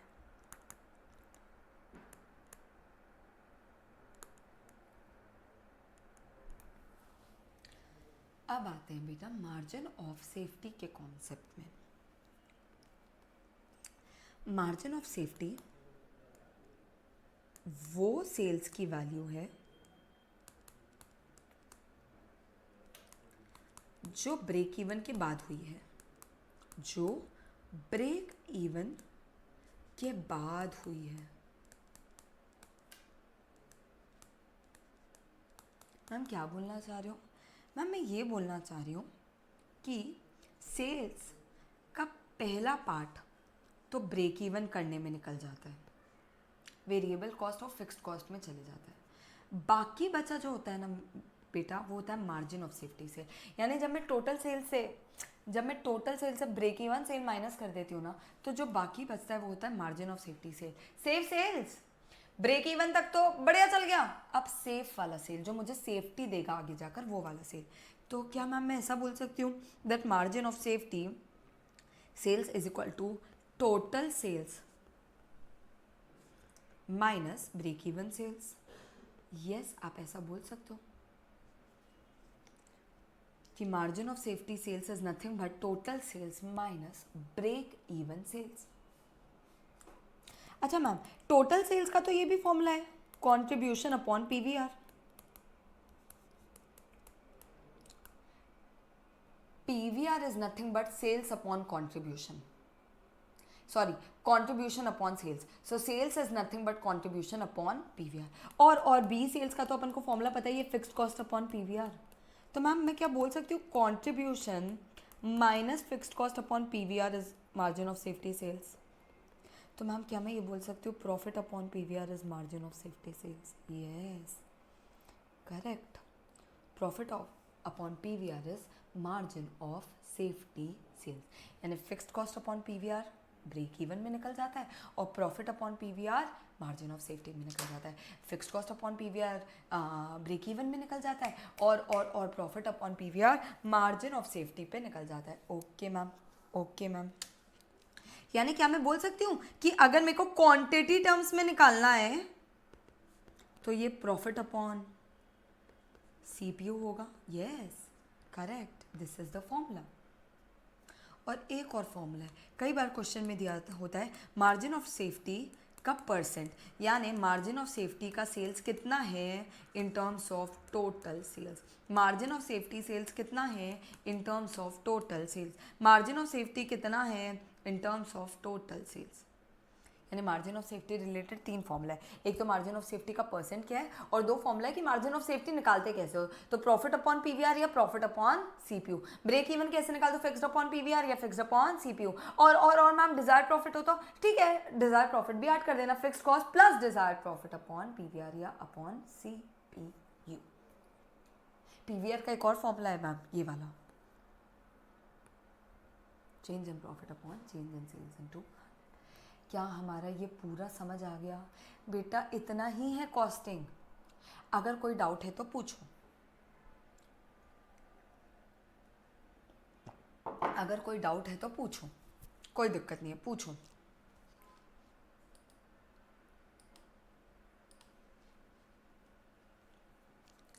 अगर कोई डाउट है तो पूछो.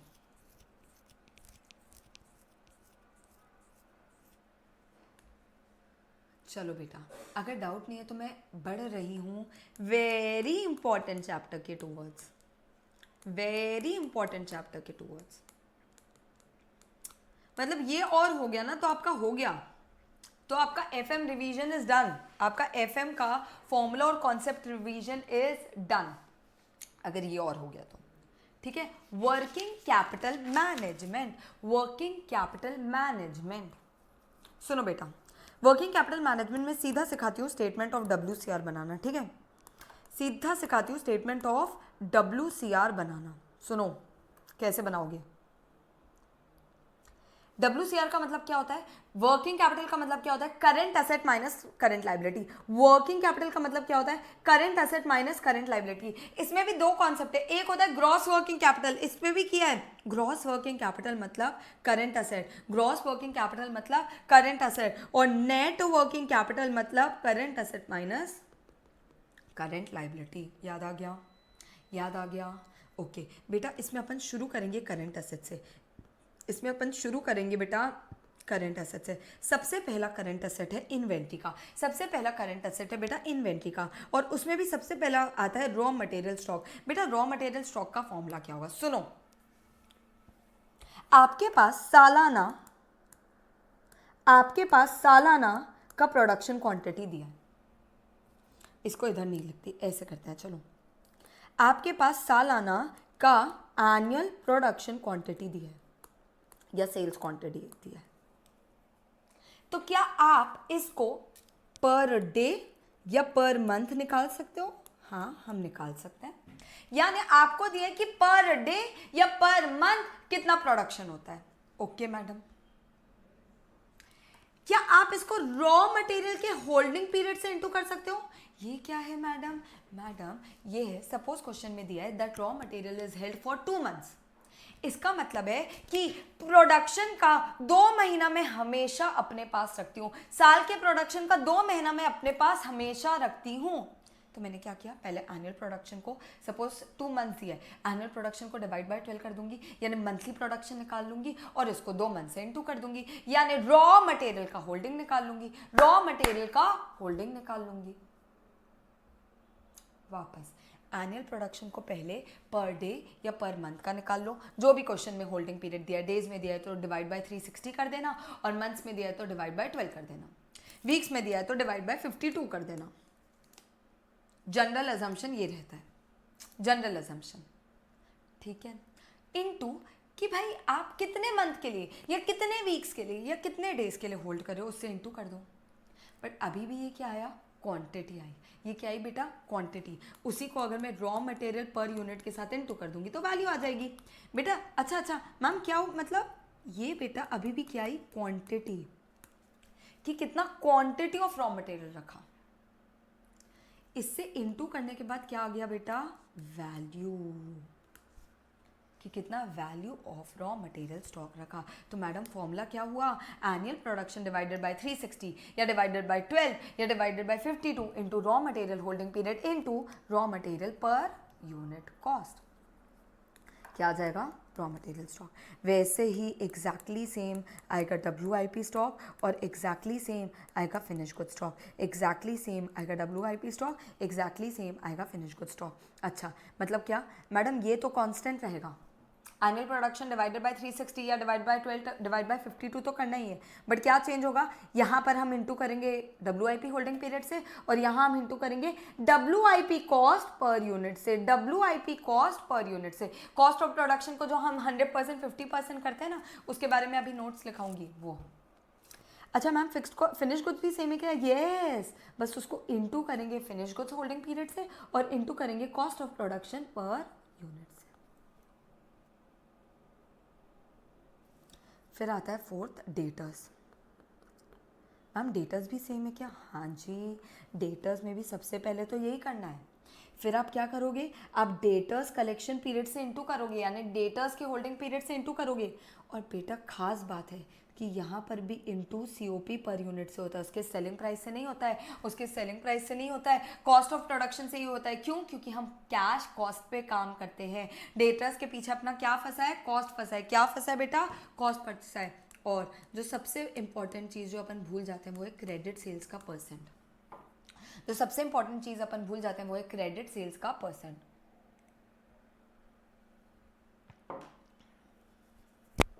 ठीक है, फिर लास्ट है कैश, वो तो क्वेश्चन में दिया ही होता है। यहाँ आपका करंट एसेट खत्म होता है, फिर आप निकालोगे टोटल करंट एसेट, फिर अपन इंटू करेंगे फिर अपन निकालेंगे सारी करंट लाइबिलिटीज।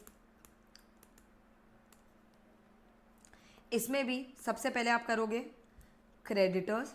क्रेडिटर्स में भी भाई होना तो यही है, एनुअल प्रोडक्शन डिवाइडेड बाय 360 या 12 या 52 इंटू क्या भाई, क्रेडिट पेमेंट पीरियड। क्रेडिटर को हम कितने टाइम में पेमेंट करते हैं, into raw material cost per unit, क्योंकि हमने उनसे खरीदा तो क्या ही है बेटा, रॉ मटेरियल ही खरीदा है, तो रॉ मटेरियल से इंटू करेंगे। सेकंड हो गया वेजेस, थर्ड हो गया ओवरहेड।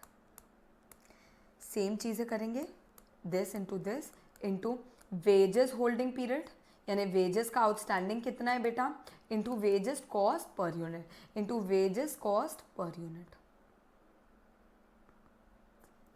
यहाँ पर भी सेम करेंगे, into overhead outstanding into overhead cost per unit. यहाँ से आपकी टोटल करंट लाइबिलिटी भी आ जाएगी बेटा, यहाँ से आपकी टोटल करंट लाइबिलिटी भी आ जाएगी बेटा, और आपका फिर आ जाएगा वर्किंग कैपिटल। बट कभी कभी क्वेश्चन में आप लोगों को कंटिंजेंसीज भी देता है, कभी कभी क्वेश्चन में आप लोगों को बोलता है कि 10% कंटिंजेंसी का ऐड कर दो, तो वो ऐड करना मत भूलना। कंटिंजेंसीज हमेशा वर्किंग कैपिटल पे निकलती है, कंटिंजेंसीज हमेशा वर्किंग कैपिटल पे निकलती है। जैसे 10% लिखा है तो 10% ऑफ वर्किंग कैपिटल, फिर आ जाएगा आपका total working capital after कंटिंजेंसीज।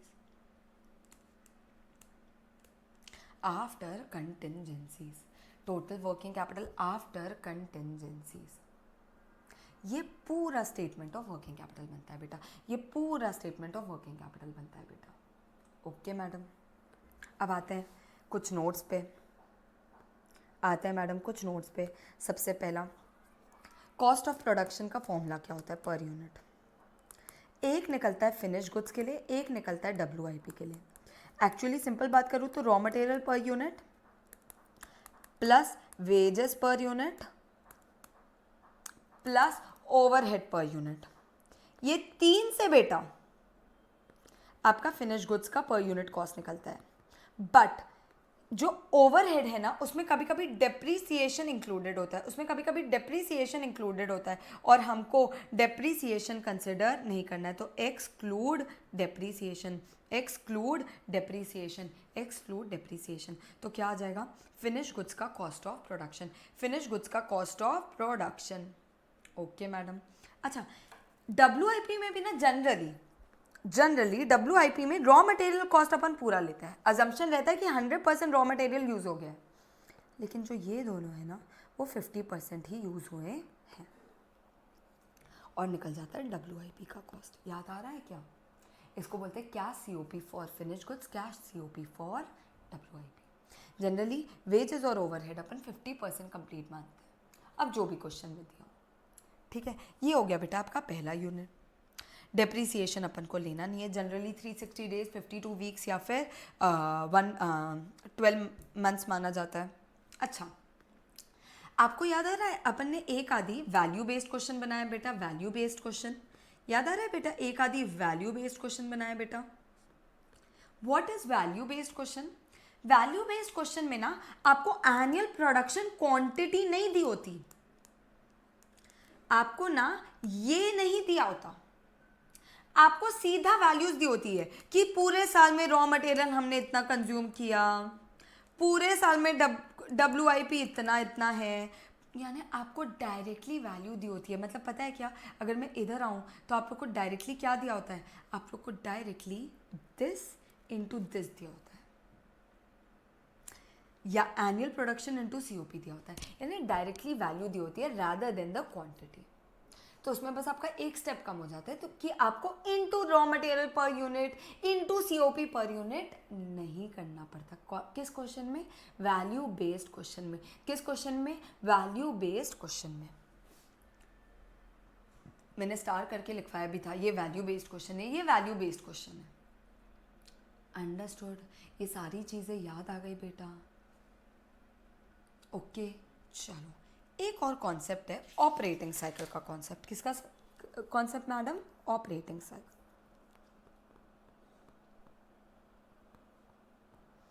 Operating cycle मतलब कब कैश घूमकर वापस कैश में कन्वर्ट हो जाता है, कब कैश घूम के वापस कैश में कन्वर्ट हो जाता है।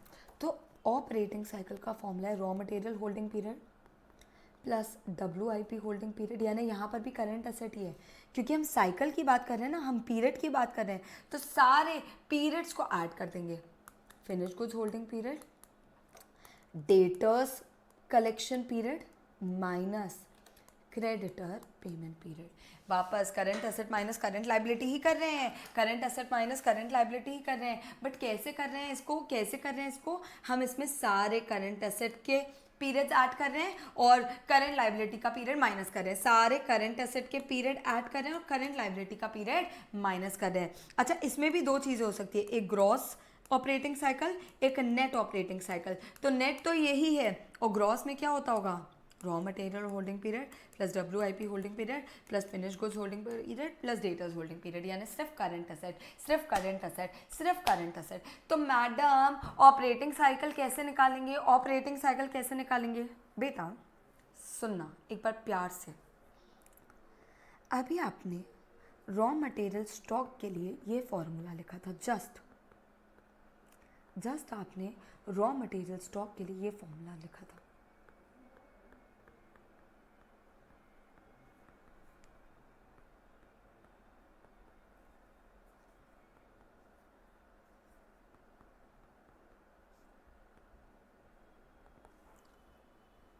मैडम अब आपको क्या निकालना है? मैम अब मुझे ये वाली वैल्यू निकालनी है। क्वेश्चन में बाकी सब दिया होगा, हमको क्या निकालना है? ये वाली value. Raw material holding period क्या निकाल रहे हैं बेटा? Operating cycle. ऑपरेटिंग साइकिल मतलब कैश कब वापस कैश में कन्वर्ट हो जाता है, कितने पीरियड में cash gets back converted into cash. तो इसमें हमने क्या किया? रॉ मटेरियल का होल्डिंग पीरियड ऐड किया, WIP का होल्डिंग पीरियड, फिनिश गुड्स का होल्डिंग पीरियड, डेटर्स का कलेक्शन पीरियड, और उससे माइनस कर दिया क्रेडिटर का पेमेंट पीरियड। तो अब हमको इस फॉर्मूले में क्या निकालना है? ये। ओके मैडम, तो इस फॉर्मूले को थोड़ा सा तोड़ मरोड़ देते हैं।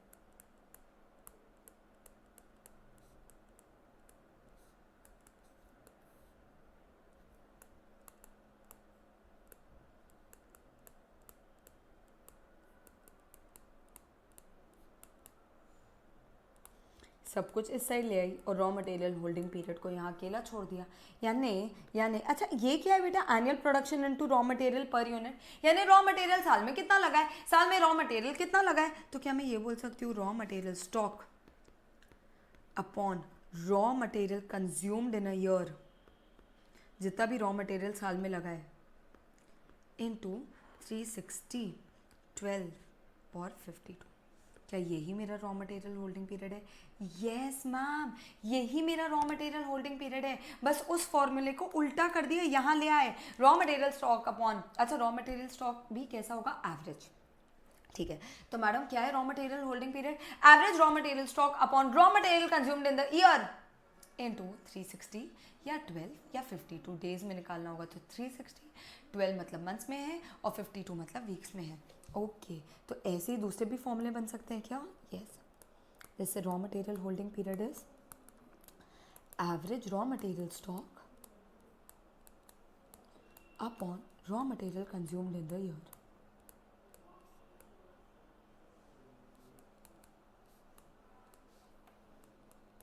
into 360 into 12 into 52. WIP holding period, average WIP stock upon cost of production in year into 360 upon 12 upon 52. Ma'am finish goods holding period ma'am, हाँ यहाँ पर थोड़ा सा एक चीज़ डिफरेंट है। WIP के लिए अपन कॉस्ट ऑफ प्रोडक्शन लेते हैं और फिनिश गुड्स के लिए अपन कॉस्ट ऑफ सेल्स लेते हैं। देखो यार ये डायरेक्टली क्वेश्चन में दिया होगा, आपको कुछ नहीं करना है, डायरेक्टली में कॉस्ट ऑफ प्रोडक्शन भी दिया होगा, कॉस्ट ऑफ सेल्स भी दिया होगा, आपको सिर्फ वो वैल्यू लिख कर आनी है। यहाँ पर अब मैं क्या लूँगी? COP नहीं लूँगी, मैं लूँगी cost of sales in year, cost of sales in year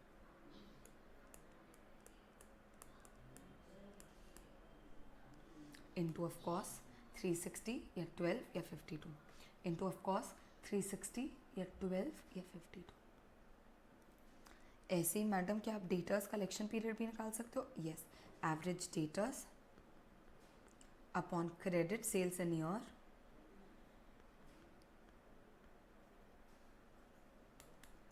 to 360, 12, 52 annual credit sale. Creditors payment period, हाँ हाँ मैं सब निकाल सकती हूँ। Average creditors upon credit purchases in a year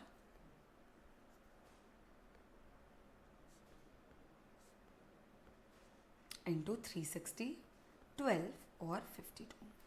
ये क्या आ गया बेटा? ऑपरेटिंग साइकिल आ गया, ऑपरेटिंग साइकिल आ गया।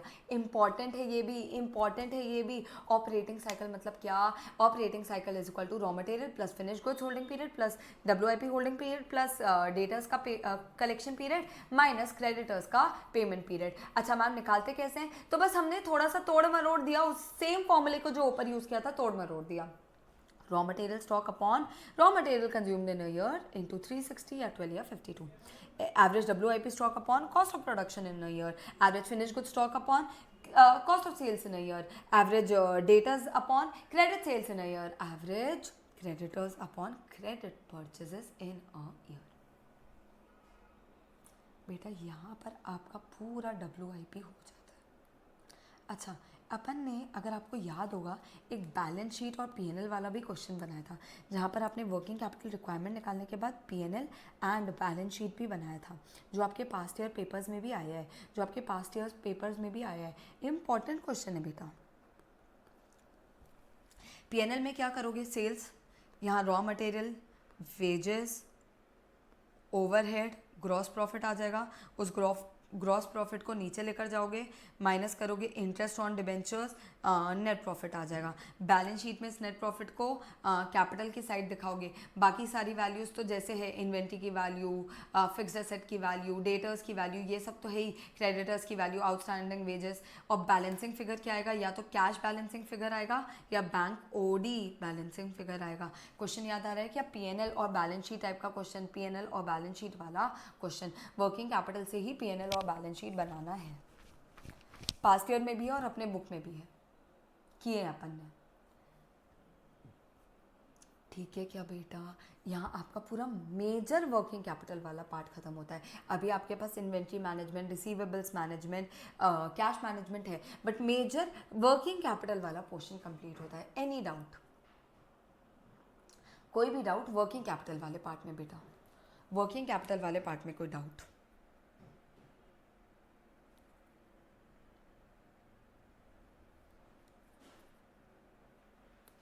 ओके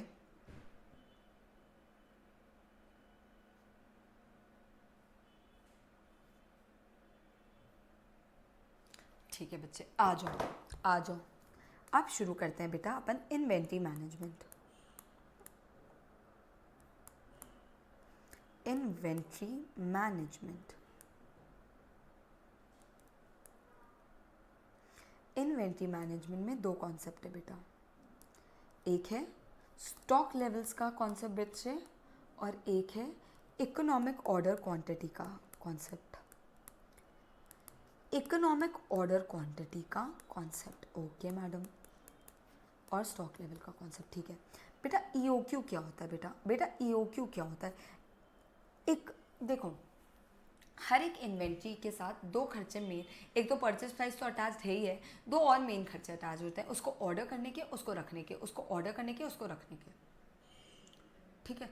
अगर आप ज्यादा माल एक साथ ऑर्डर करोगे तो नंबर ऑफ ऑर्डर साल में कम होंगे, हाँ मैम कम तो होंगे, तो ऑर्डरिंग कॉस्ट कम होगा, बट उतना ज्यादा माल इन्वेंट्री में तो रखना पड़ेगा, तो कैरिंग कॉस्ट उसको ज्यादा होगा।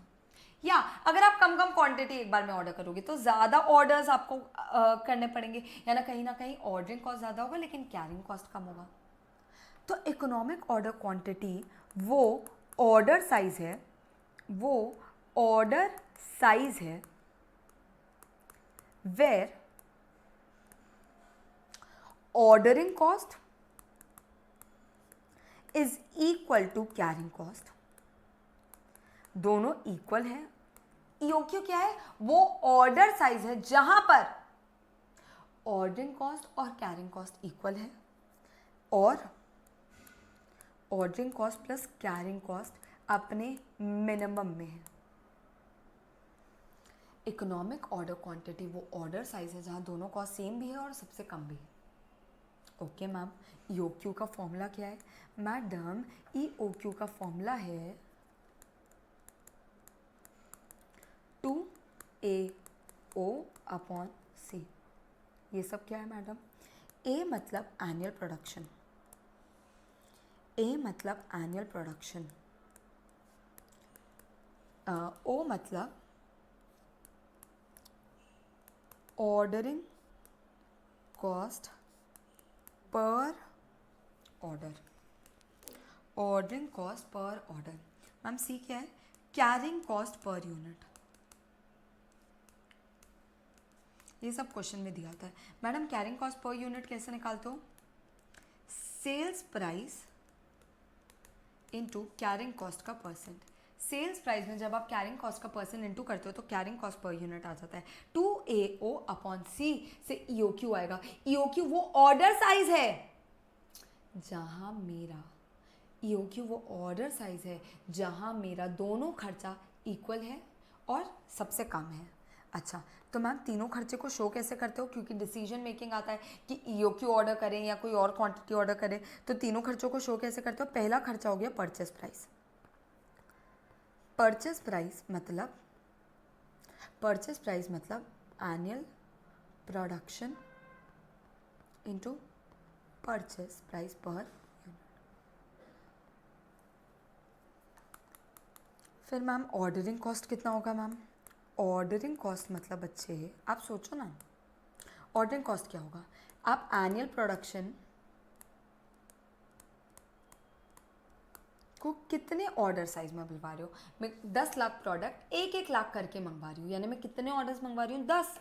मैं कितने ऑर्डर्स मंगवा रही हूँ? 10, और उसको इंटू कर देंगे ऑर्डर कॉस्ट पर ऑर्डर से, उसको इंटू कर देंगे ऑर्डर कॉस्ट पर ऑर्डर से। मैम ये क्या है? अरे पहले नंबर ऑफ ऑर्डर्स निकाल दो, उसको इंटू कर दो उसके ऑर्डर कॉस्ट से। पहले नंबर ऑफ ऑर्डर्स निकाल लो कि ऑर्डर्स कितने निकलेंगे, कितने ऑर्डर्स होंगे, और उसको ऑर्डर कॉस्ट पर ऑर्डर से इंटू कर दो।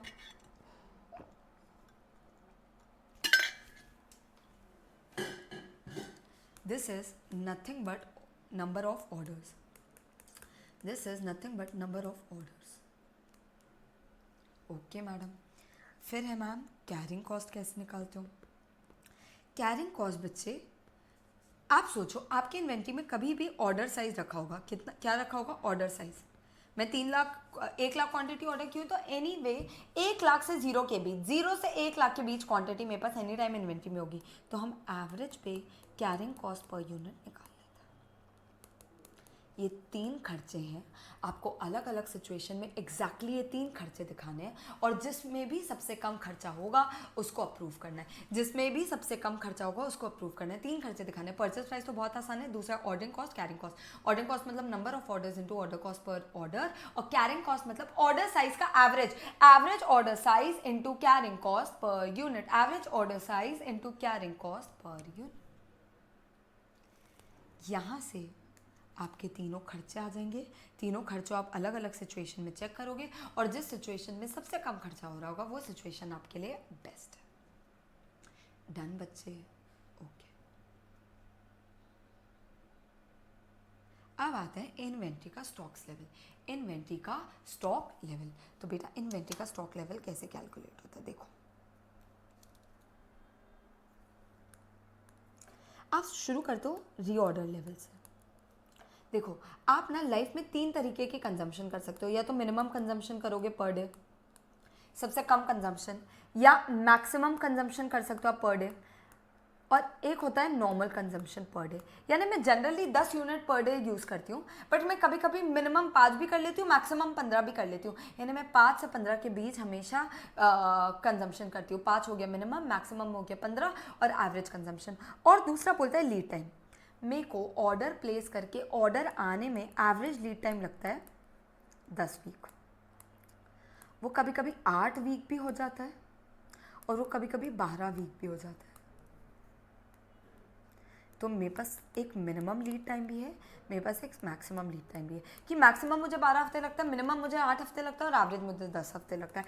उसमें हो सकता है मैं कंज्यूम करती हूँ 10 यूनिट पर वीक एवरेज में 10 यूनिट पर वीक कंजम्पशन करती हूँ। कम से कम मैं 5 यूनिट पर वीक तो करती हूँ, और ज़्यादा से ज़्यादा मैं 15 यूनिट पर वीक करती हूँ। स्टॉक लेवल्स क्या है बेटा, कि कितना आपको मिनिमम लेवल मेंटेन करना चाहिए, कितना आपको इन्वेंट्री में मैक्सिमम लेवल मेंटेन करना चाहिए, कितना आपका रीऑर्डर लेवल होना चाहिए, रीऑर्डर लेवल यानी कब रीऑर्डर कर देना है। तो रीऑर्डर लेवल के लिए तो एक सिंपल बात करता है कि तब रीऑर्डर कर लो जब आपके पास इन्वेंट्री में मैक्सिमम लीड टाइम में मैक्सिमम कंजम्पशन करने जितना माल बचा हो। कि भाई अगर मेरे को आज 12 हफ्ते भी रुकना पड़ गया ना, और मैं 12 हफ्ते 15-15 यूनिट भी यूज़ करूंगी ना, तो भी मैं स्टॉक आउट नहीं होंगी। यानी वो लेवल पे रीऑर्डर कर दो जब आप maximum lead time maximum consumption भी कर लेते हो, तो भी आप स्टॉक आउट नहीं होते हो। ठीक है मैम, रीऑर्डर लेवल ये हो गया। मैम मिनिमम लेवल क्या होगा मैम? बेटा मिनिमम लेवल मतलब सोचो आपने रीऑर्डर किया, एक लेवल आने के बाद रीऑर्डर किया, और वहाँ से आप एवरेज कंजम्पशन करते रहे। मिनिमम लेवल मतलब आप एवरेज कंजम्पशन करते रहे, maximum consumption maximum lead time नहीं, रीऑर्डर लेवल से आप एवरेज कंजम्पशन करते रहे। एवरेज कंजम्पशन इनटू एवरेज, तो क्या आ जाएगा madam? Minimum level. Madam maximum level कैसे आएगा? देखो यार, मैक्स निकालने के लिए मिनिमम माइनस करो, मैक्स निकालने के लिए मिनिमम माइनस करो। रीऑर्डर लेवल से आप सोचो, आप मिनिमम यूजेज कर रहे थे, आप मिनिमम यूजेज कर रहे थे, और एकदम से आपकी जिंदगी में रीऑर्डर क्वांटिटी वापस आ गया। रीऑर्डर क्वांटिटी क्या है? रीऑर्डर लेवल पे जो क्वांटिटी ऑर्डर की उसको रीऑर्डर क्वांटिटी बोलते हैं। वापस रीऑर्डर लेवल पे जो क्वांटिटी ऑर्डर की उसको रीऑर्डर क्वांटिटी बोलते हैं। ओके मैडम, तो रीऑर्डर लेवल मतलब max into max, minimum level मतलब ROL से एवरेज इंटू एवरेज माइनस कर दो, मैक्सिमम लेवल मतलब ROL से मिनिमम इंटू मिनिमम, मैक्स निकालने के लिए मिन इंटू मिन माइनस करो, और फिर एकदम से देखो कि ROQ आ गया है। ये आपका रीऑर्डर लेवल है जहाँ आपने मैक्सिमम किया है। यहाँ से आप मिनिमम कंजम्पशन कर ही रहे थे, इधर तक पहुँचे ही थे कि रीऑर्डर क्वांटिटी आ गई, ये आपका मैक्सिमम। ठीक है। अच्छा मैडम एवरेज कैसे निकालोगे? एवरेज लेवल के 2 फॉर्मूला है। एक है जो नॉर्मल फॉर्मूला होता है हमेशा, मिन plus max level divide by 2, minimum level plus maximum level divide by 2, ये तो होता है। या फिर मिनिमम लेवल तो हमेशा ही होता है इन्वेंट्री में, तो minimum level plus ROQ upon 2। Minimum level plus ROQ, minimum level तो हमेशा ही इन्वेंट्री में होता है, तो बोलता है वो तो होगा ही। और उसके अलावा आपके पास हमेशा रीऑर्डर क्वांटिटी का एवरेज होगा, रीऑर्डर क्वांटिटी का एवरेज होगा। तो एवरेज लेवल निकालने के 2 फॉर्मूले। बेटा इस फॉर्मूले को रट लेना, कॉन्सेप्ट याद नहीं भी आए तो रट लेना, क्योंकि आपके पास सब कुछ रहता है, बस ये फॉर्मूला लगा कर आना। डन बेटा। एक और होता है बेटा, एक और होता है डेंजर लेवल। एक आधी क्वेश्चन में ये भी यूज़ किया है। तो डेंजर लेवल के लिए बोलता है कि भाई आपको इमरजेंसी परचेज के लिए कितना समय लगता है, इमरजेंसी परचेज आने में कितना लीड टाइम लगता है, और उस लीड टाइम में आप एवरेज कंजम्पशन करो। इस पर ज़्यादा दिमाग मत लगाना, बस याद कर लेना इमरजेंसी परचेज का लीड टाइम कितना है, और उस इमरजेंसी परचेज के लीड टाइम में आप कितना एवरेज कंजम्पशन करते हो, कितना एवरेज कंजम्पशन करते हो। ओके मैडम, ये याद नहीं भी आया तो ठीक है, ये 4 इंपॉर्टेंट है। रीऑर्डर क्वांटिटी क्या है, ऑर्डर साइज ही है कि मैं एक साथ कितना ऑर्डर देती हूँ। रीऑर्डर लेवल वो लेवल है जब मैं इतना ऑर्डर देती हूँ। रीऑर्डर लेवल इन्वेंट्री का वो लेवल है जब जैसे मैं यहाँ टच करती हूँ ना, करंट लगता है ना, तो मैं रीऑर्डर क्वांटिटी कर देती हूँ। डन बच्चे, यहाँ पर आपका इन्वेंट्री मैनेजमेंट कंप्लीट होता है। किसी को कोई डाउट? ओके बेटा, आते हैं बेटा, आते हैं बेटा।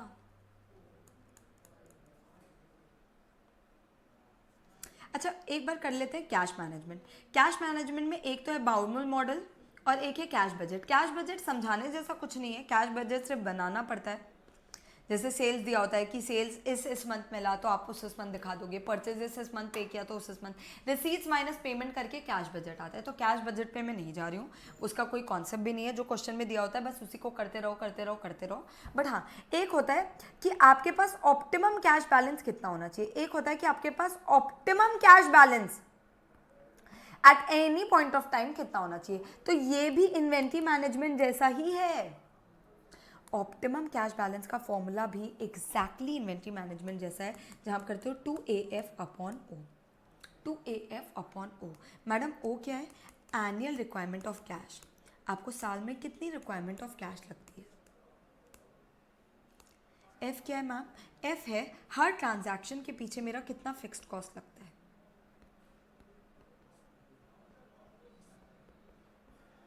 हर ट्रांजैक्शन के पीछे मैडम मेरा कितना फिक्स कॉस्ट लगता है। और ओ है बेटा अपॉर्चुनिटी कॉस्ट। इसका भी एक क्वेश्चन था जो अपन बनाए हैं, एक क्वेश्चन था जो अपन बनाए बाउमल मेथड कि ऑप्टिमम कैश बैलेंस कितना होना चाहिए। ऑप्टिमम कैश बैलेंस वो बैलेंस है जहां पर फिक्स्ड कॉस्ट का खर्चा will be exactly equal to opportunity cost. Fixed cost का खर्चा will be exactly equal to opportunity cost. Fixed cost का खर्चा विल बी, देखो यार ऑप्टिमम कैश बैलेंस मतलब क्या, आपको कुछ कैश मेंटेन करना है ताकि कोई भी सिचुएशन आ जाए तो भी आपके पास इनफ कैश है टू मैनेज दैट सिचुएशन। और दूसरा होता है कि वो कैश बैलेंस मेंटेन करने के पीछे अपॉर्चुनिटी कॉस्ट लूज हो रही है। वो कैश को मैं कहीं इन्वेस्ट करती तो कुछ तो कमाती, बट अपनी तिजोरी में रखकर उसको वेस्ट कर रही हूँ। फिक्स्ड कॉस्ट पर ट्रांजैक्शन क्या है, transaction of cash to bank. आज मेरे को तिजोरी में अपने घर पे कैश नहीं रखना है तो बैंक में जमा करूंगी। बैंक में जमा करने के लिए भी तो कोई चार्जेस लगता है, हर बार वो चार्जेस कितने, वो है fixed cost per transaction. Opportunity cost क्या है, जो अपॉर्चुनिटी कॉस्ट में लूज आउट कर रही हूँ टू मेंटेन द कैश। तो there has to be one optimum cash balance जहाँ पर ये दोनों खर्चे, फिक्स्ड कॉस्ट का खर्चा और अपॉर्चुनिटी कॉस्ट का खर्चा सबसे कम है और इज इक्वल टू है, एक दूसरे के सेम है। अगेन क्वेश्चन में सब दिया होगा, बस आपको फॉर्मूले में लगाना है। ये है सिर्फ कैश मैनेजमेंट। कैश बजट आप लोग पढ़ सकते हो। लास्ट है बेटा, लास्ट है बेटा receivable management. Receivable management deals with कितना क्रेडिट पॉलिसी, कितना क्रेडिट पॉलिसी दे जिसमें मुझे मैक्स प्रॉफिट हो, जिसमें मुझे मैक्स प्रॉफिट हो, सबसे ज़्यादा प्रॉफिट हो, मैक्स प्रॉफिट हो। कितना क्रेडिट पॉलिसी दे बेटा जिसमें मैक्स प्रॉफिट हो, जिसमें सबसे ज़्यादा प्रॉफिट हो। कितना क्रेडिट पॉलिसी दें बेटा जिसमें सबसे ज़्यादा प्रॉफिट हो। ओके मैडम, कैसे निकालेंगे प्रॉफिट मैडम? इसका एक सिंपल तरीका है। आपको 3 या 4 क्रेडिट पॉलिसी दी होगी, उस क्रेडिट पॉलिसी में certain amount of sale, certain amount of variable cost, certain amount of fixed cost, certain amount of bad debt दिया होगा। ओके मैडम, कि सेल्स 10 लाख है, बैड डेट 1% है, सेल्स 20 लाख है, बैड डेट 2% है, सेल्स 30 लाख है, बैड डेट 3% है, और उस सेल्स का वेरिएबल कॉस्ट और फिक्स कॉस्ट दिया होगा। तो आप सेल्स में से सारे खर्चे माइनस कर दो। क्या क्या खर्चे हो सकते हैं madam? Fixed cost, variable cost, credit administration का खर्चा बेटा, एक क्वेश्चन में क्रेडिट एडमिनिस्ट्रेशन का खर्चा भी था, और लास्ट है बैड डेट, कि भाई वो सेल्स देने के लिए मुझे कितना बैड डेट बेयर करना पड़ सकता है। इससे बेटा आ जाता है नेट मार्जिन। फिर बेटा इससे सबसे इंपॉर्टेंट पार्ट जो है वो है ROI रिक्वायर्ड। अब ये माइनस करते हो। क्वेश्चन बहुत आसान होता है। 30 दिन का किया तो 10 लाख का सेल होगा, 60 दिन का क्रेडिट पॉलिसी दिया तो 20 लाख का सेल होगा, 90 डेज का क्रेडिट पॉलिसी दिया तो 30 लाख का सेल होगा। उसका वेरिएबल कॉस्ट भी होगा, उसका फिक्स्ड कॉस्ट भी होगा, बैड डेट भी होगा। आप तीनों माइनस करने के बाद नेट मार्जिन निकाल दोगे और फिर आप करोगे ROI रिक्वायर्ड। बेटा what is this ROI required? सोचो ना, आप डेटर्स के पीछे पैसा फंसाए हुए हो, आप डेटर्स को एक तरीके से 2-3 महीने का लोन दिए हुए हो, तो वो 2-3 महीने का भी तो अपॉर्चुनिटी कॉस्ट होगा ना, जो आप उनसे बेयर करोगे। यार 2-3 महीने में मैं इंटरेस्ट तो कमा लेती ना कहीं से। आज मेरे को डेटर्स से पैसा मिल जाता, आज मैं उसको बैंक में जमा कर देती और उससे इंटरेस्ट कमा लेती, बट अभी डेटर्स को क्रेडिट देने के कारण मैं इंटरेस्ट लूज आउट कर रही हूँ। कितने महीने का? वही 2-3 महीने का जितना उनको क्रेडिट पॉलिसी दिया है। तो बोलता है बेटा ये भी तो एक खर्चा है जो आप उनसे ही रिक्वायर करोगे, ये भी तो एक खर्चा है जो आप उनसे ही चाहोगे। तो ROI रिक्वायर्ड का फॉर्मूला है खर्चे, जो कैश खर्चा उनके पीछे फंसा है, कितना कैश खर्चा फंसा है, कॉस्ट का, सेल्स का नहीं, कॉस्ट का, variable cost plus fixed cost divided by, ये तो पूरे साल का है, डिवाइडेड बाय साल में पर दिन या पर मंथ या पर वीक कितना खर्चा आता है, इनटू डेटर्स को आप कितने टाइम का क्रेडिट देते हो, इनटू ROI%। कितना खर्चा फंसा है टोटल, कितना पर दिन खर्चा फंसा है, उसको आप डेटर्स के कलेक्शन पीरियड के साथ इंटू कर दो तो समझ आ जाएगा डेटर्स के पीछे 2 महीने कितना खर्चा फंसा है। वापस वेरिएबल फिक्स्ड कॉस्ट साल का है, उसको डिवाइड बाय 360 या 12 या 52 किया और इनटू डेटर्स कलेक्शन पीरियड कर दिया। तो इससे क्या आ जाएगा कि डेटर्स के पीछे कितना खर्चा फंसा है इनटू ROI का परसेंट। फिर आ जाएगा आपका नेट प्रॉफिट, और जो भी सिचुएशन में नेट प्रॉफिट सबसे ज़्यादा होगा, जो भी सिनेरियो में नेट प्रॉफिट सबसे ज़्यादा होगा वो बेस्ट, जो भी सिचुएशन में नेट प्रॉफिट सबसे ज़्यादा होगा वो बेस्ट। याद आ गया क्या बेटा? यहाँ पर आपका रिसीवेबल मैनेजमेंट भी पूरा का पूरा कंप्लीट होता है, यानी यहाँ आपका पूरा वर्किंग कैपिटल का फॉर्मूला कंप्लीट होता है। देख लो, हमने स्टार्ट किया था कल टाइम वैल्यू ऑफ मनी से। देख लो, स्टार्ट किया था कल टाइम वैल्यू ऑफ मनी से, फिर डिस्काउंटिंग वगैरह टाइम वैल्यू ऑफ मनी, फिर कैपिटल बजटिंग किया, रिस्क अनसर्टेनिटी, फिर डिविडेंड पॉलिसी में आए, फिर कॉस्ट ऑफ कैपिटल में आए बेटा। देख लो, फिर कॉस्ट ऑफ कैपिटल में आए बेटा, फिर हमने कंबाइंड कॉस्ट ऑफ कैपिटल निकाला, फिर कैपिटल स्ट्रक्चर में आए जिसमें भी हमने नेट इनकम NOI पढ़ा, उसके बाद हमने लेवरेज पढ़ा, फिर हमने इनडिफरेंस पॉइंट वगैरह पढ़ा बेटा। ये देखो इनडिफरेंस पॉइंट और फाइनेंशियल ब्रेक इवन पॉइंट। फिर हम आज शुरू किए, अच्छा हमने EVA और MVA का फॉर्मूला भी पढ़ा। EVA मतलब NOPAT minus capital employed into KO, और MVA मतलब क्या madam? Market value of equity minus book value of equity plus market value of debt minus book value of debt, यानी market के कारण कितना एडिशन हुआ ये पढ़ा। फिर हम आज कॉस्टिंग में आए बेटा। कॉस्टिंग में ये सारी चीज़ें पढ़ा, सेल्स क्या होता है, variable cost, contribution, fix cost, profit, break even, margin of safety. फिर हम एक बड़े वाले टॉपिक में आए, वर्किंग कैपिटल के बच्चे। पूरा वर्किंग कैपिटल स्टेटमेंट पढ़ा, ऑपरेटिंग साइकिल पढ़ा, हमने पढ़ा इन्वेंट्री मैनेजमेंट, हमने पढ़ा कैश मैनेजमेंट, हमने पढ़ा रिसीवेबल मैनेजमेंट। इतने सारे चैप्टर्स, यानी ऑलमोस्ट सारे चैप्टर्स हो गए हैं। अब बेटा बचता है सिक्योरिटी एनालिसिस। अब बेटा बचता है सिक्योरिटी एनालिसिस, जिसमें इंस्टीट्यूट का मोस्ट फेवरेट क्वेश्चन है आरएसआई।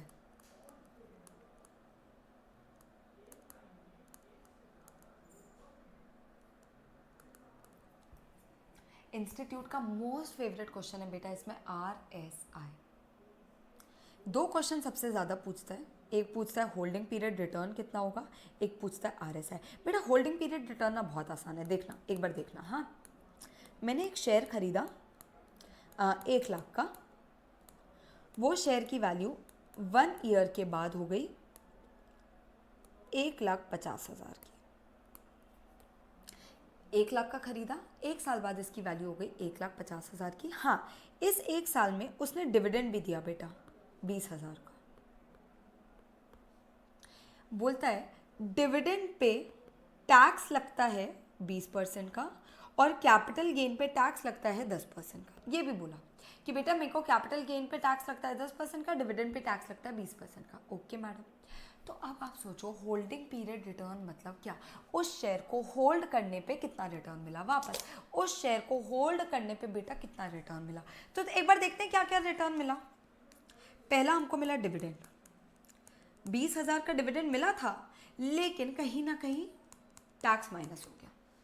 यानी 20,000 का डिविडेंड मिला, बट अपने जेब में तो 80 तक का ही आया, 16,000 ही आया, 20% तो टैक्स माइनस हो गया। और दूसरा मेरे को फायदा हुआ कैपिटल गेन का कि भाई 1,50,000 का माल हो गया, कौन सा वाला माल? 1 लाख वाला माल, यानी 50,000 का कहीं ना कहीं मुझे कैपिटल गेन का फायदा हुआ। लेकिन उससे भी 10% का तो टैक्स ही माइनस हो गया। निर्मला सीतारमन जी ने हमसे टैक्स ले लिया 10% का। 50,000 भी हमारे जेब में कहाँ आ पाया, 10% का टैक्स देना पड़ा। मतलब मेरे जेब में बेटा कितना आया? 45,000। यानी टोटल बेटा मेरे जेब में कितना आया इस शेयर को खरीदने के बाद? मेरे जेब में एक्स्ट्रा कितना आया बेटा?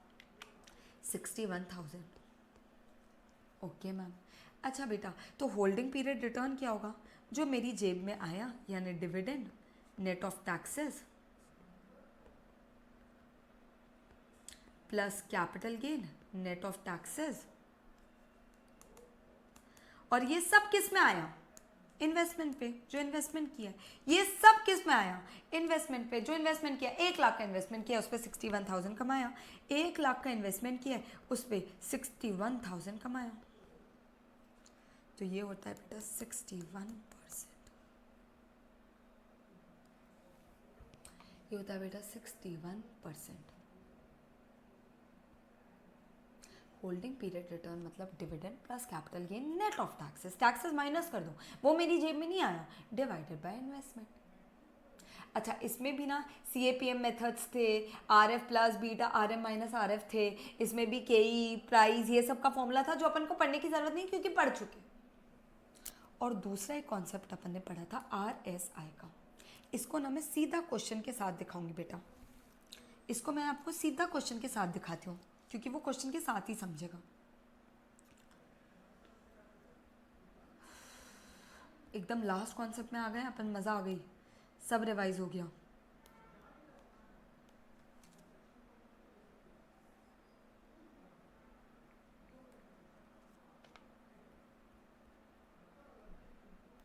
देखो बेटा, RSI का पहले फॉर्मूला याद कर लो। उसके लिए सबसे पहले चाहिए RS is equal to average gain per day, यानी सारे गेन्स उसका एवरेज और divided by average loss per day. फिर RSI का फॉर्मूला है 100 माइनस 100 1 प्लस RS। RSI का फॉर्मूला है 100 माइनस 100 1 प्लस RS। RSI का फॉर्मूला है 100 minus 100 1 plus RS। 100 minus 100 1 plus RS।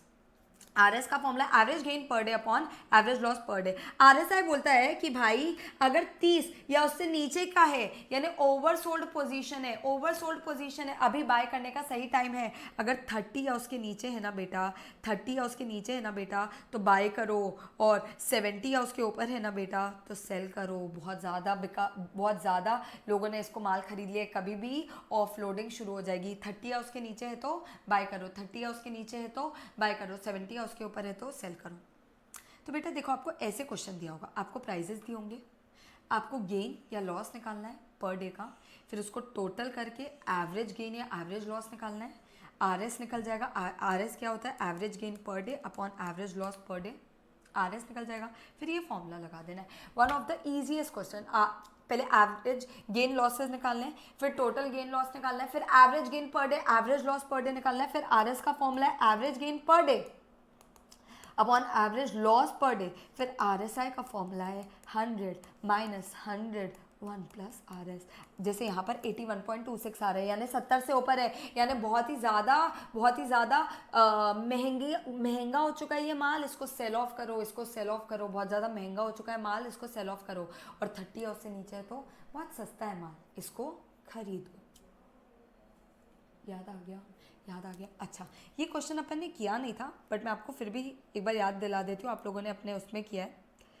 Common size statement याद आ रहा है क्या बेटा? अच्छा, अपन ने फंड फ्रॉम ऑपरेशंस का भी क्वेश्चन किया था, वो सब आप लोग एक बार रीड कर सकते हो। कंपैरेटिव फाइनेंशियल स्टेटमेंट, कंपैरेटिव में क्या करते हैं, चेंजेस निकालते हैं, absolute changes, percent of changes, याद आ रहा है, absolute changes, percent of changes. और एक कॉमन साइज स्टेटमेंट था जहां पर या तो नेट सेल्स को कॉमन फिगर बना लेते हैं या फिर बैलेंस शीट में असेट को कॉमन फिगर बना लेते हैं और सारे वैल्यूज को असेट या नेट सेल के हिसाब से निकालते हैं। जनरली आज तक पूछा नहीं है, बट पूछ सकता है, तो ये जरूर देख कर जाइएगा। ओके बेटा, एक सेकेंड, अब देखो, सुनो, अब सुनो, आप लोगों का यहाँ पर पूरा हर एक चैप्टर डन है। हर एक मतलब स्टार्टिंग से लेकर टाइम वैल्यू ऑफ मनी से लेकर अपन ने सिक्योरिटी एनालिसिस तक पढ़ लिया है, ठीक है। अभी भी अपन ने सिर्फ कॉन्सेप्ट ऑफ फॉर्मूला रिवीजन किया, बहुत स्ट्रांगली किया है हालांकि concept of formula revision, but अभी भी ऐसा हो सकता है कि क्वेश्चन आंसरिंग में दिक्कत हो। तो पास्ट ईयर चारों पेपर के एटलीस्ट केस स्टडी क्वेश्चन में आप लोगों के साथ आज तो नहीं, आज आप लोग का मॉक टेस्ट है, कल या परसों में डिस्कस करूंगी। Important question, past year question, कल या परसों में एक और लाइव सेशन होगा just to discuss all the important question and past year paper question. वो भी 2-3 घंटे का तो लेक्चर होगा ही होगा बेटा, क्योंकि ऑफकोर्स सारे पास्ट ईयर और इंपॉर्टेंट क्वेश्चन डिस्कस करने में टाइम लगेगा, ठीक है।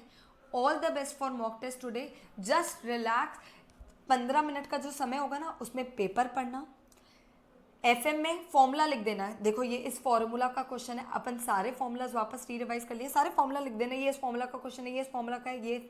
फिर जब बनाने बैठोगे ना तो फॉर्मूला आपके पास लिखे होंगे, बस तड़ तड़ तड़ तड़ बनाते जाना। अगर 20 मार्क का क्वेश्चन टफ लग रहा है बाय एनी चांस, तो पहले 5-5 मार्क वाले 20 क्वेश्चन बना लेना, यानी पहले क्वेश्चन नंबर 2 कर लेना। अगर कॉर्पोरेट अकाउंट्स टफ लग रहा है तो एफएम बना लेना, एफएम टफ लग रहा है तो पहले कॉर्पोरेट अकाउंट्स बना लेना। क्लियर है? All the very best. चलो बाय, मिलते हैं वापस।